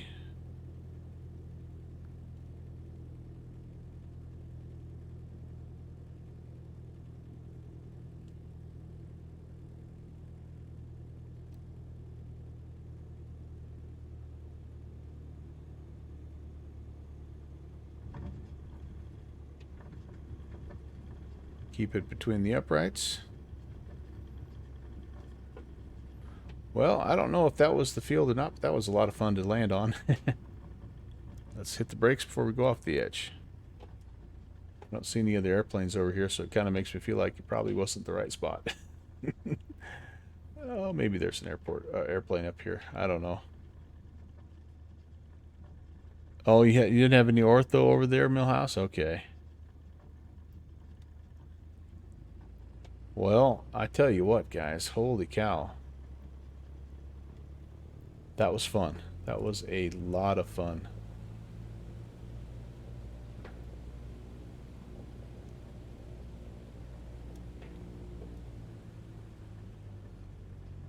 We'll get out of the way just in case that was the actual airport. And, yeah, that was cool. That was really cool. I think that was the airport. The landing strip. Oh, that was awesome. That was awesome. Need some serious GA practice. Hey, just keep coming back, buddy. That's what we do. That's what we do. Okay, let me see here, you guys. I need to back up a little bit. Scotty, thank you again for the 18-month reinscription, and appreciate it. Sorry you're catching me right at the end here, but we had a lot of fun today. We flew from Hubbard, Colorado to Marble 1, which is just on the other side of the hill from Aspen, and then back here you saw this is Dolores Point. It's 3 of the more challenging airports in Colorado, and yeah, we we did okay. I got a little bit lost, but chat was throwing you off, and you haven't done actual calls for it. Yeah, no big deal. Like I got to get that fixed. That's frustrating because I'm gonna want to fly some other planes, and I got to get my comms working again. So anyway, Dane said I was lined up perfectly, so that was the right spot. Good deal. Let me take a look. How did we do? That was a little bit of a windy road. Yep, so there's my departure out of Marble. Sure enough, I went way too far north, had to come back, catch that pass, and then instead of following the river, I went straight because I was talking. There was the climb of shame. Got back down kind of where I wanted to go. And here's where I think I ended up getting, yeah, I just got way too far south here. For some reason, I just, like, I don't know, I just started going south and then made that adjustment. And then luckily we found the Dolores River, which took us right up to where we needed to go. Oh, there's a little airport over here. Nice. And then, yeah, first pattern was bad. Second pattern was better. I just didn't see. Third pattern was just right. And we landed it at there's no way. Okay, that was a bumpy one. 273 was that initial touchdown, but only 0.99 Gs. I can take that. The second bump was 72. The third bump was 21. 3 landings for the price of 1, you guys. Can't beat that. First time in VATSIM in about 5 months, no doubt, man. Well, shoot, I'm honored, Ori. It's always a pleasure to fly with you. And Dane Simer, thanks for hopping in late. Millhouse, thank you also for flying. And then Nixie, I think he might still be out and about. Thanks for flying along. And then if I missed you, if there's somebody else that flew with me too, thank you so much. That was awesome. My altimeter is set at 2982, and I'm showing about a little less than 7,000. If I do the old B key, I bet that'll fix it. No, it doesn't bump it. Interesting. Yeah, this series, of course, all my flights, I love having people fly along. It's great fun, and but this series in particular is meant for that kind of group flight experience. It's done in any sim you want with default airports and default aircraft. Of course, I fly it in Microsoft Flight Sim just because this was kind of my excuse to really learn this JP Logistics 152 and see what it can do in some of these bush strips. But that certainly doesn't have to be, what you do every time. But anyway, that's what we've got going on with this series, and we do it once a month, and we've got plenty of other cool spots to hit. So pay attention. Take a look at the flight schedule, the stream schedule on my About section in the Twitch channel or over on my Discord, and you'll see when it's time to do it again. I'd love to have you along. All right, I've got a couple of thank yous to hand out, and then I'm out of here. So let's do it. Thanks for watching my papa.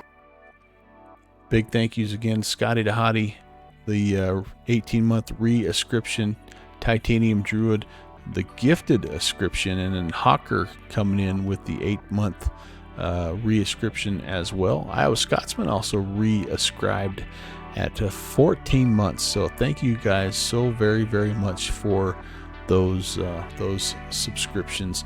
They'll be getting ready to come back your way here. We're soon to have a drawing, a gift card giveaway here within the next few weeks, I'm sure. Adriano Santos, Cake Watch, Lily, Damn Tired, Wing Wrens, thank you guys all for the follows. Deep Fried Friday as well. Bill Mays, thank you guys for the follow. Great to have you along. Texas Flyboy popping in here right at the end. Hey, Texas One Flyboy, good to see you, sir. I hope you're doing well. All right, I think I'm going to head on out. We've got, what do we have here? 1, do we have here? Oh, we got a bunch of guys. Man, okay, we're gonna do this. This is a little different, okay, a little different for me. I don't always go to music channels, but this young lady I think is pretty positive and very, you'll see, very talented. I've really enjoyed kind of listening to her. She does all kinds of music, a variety, and requests and things like that. But she's got a great tagline. I love her tagline. I'll let you see her tagline here in just a second. But let's go over and let's take a listen to Miss Dylan Cottle music. I will meet you over there. Let's throw her some raid emotes. Let's see if we can distract her. She's in the middle of her song right now. I'll meet you over there, guys. And until Thursday, a little early stream. We're going to Bat Venture. Have a good rest of your week, and I will be talking to you soon. Take care. God bless.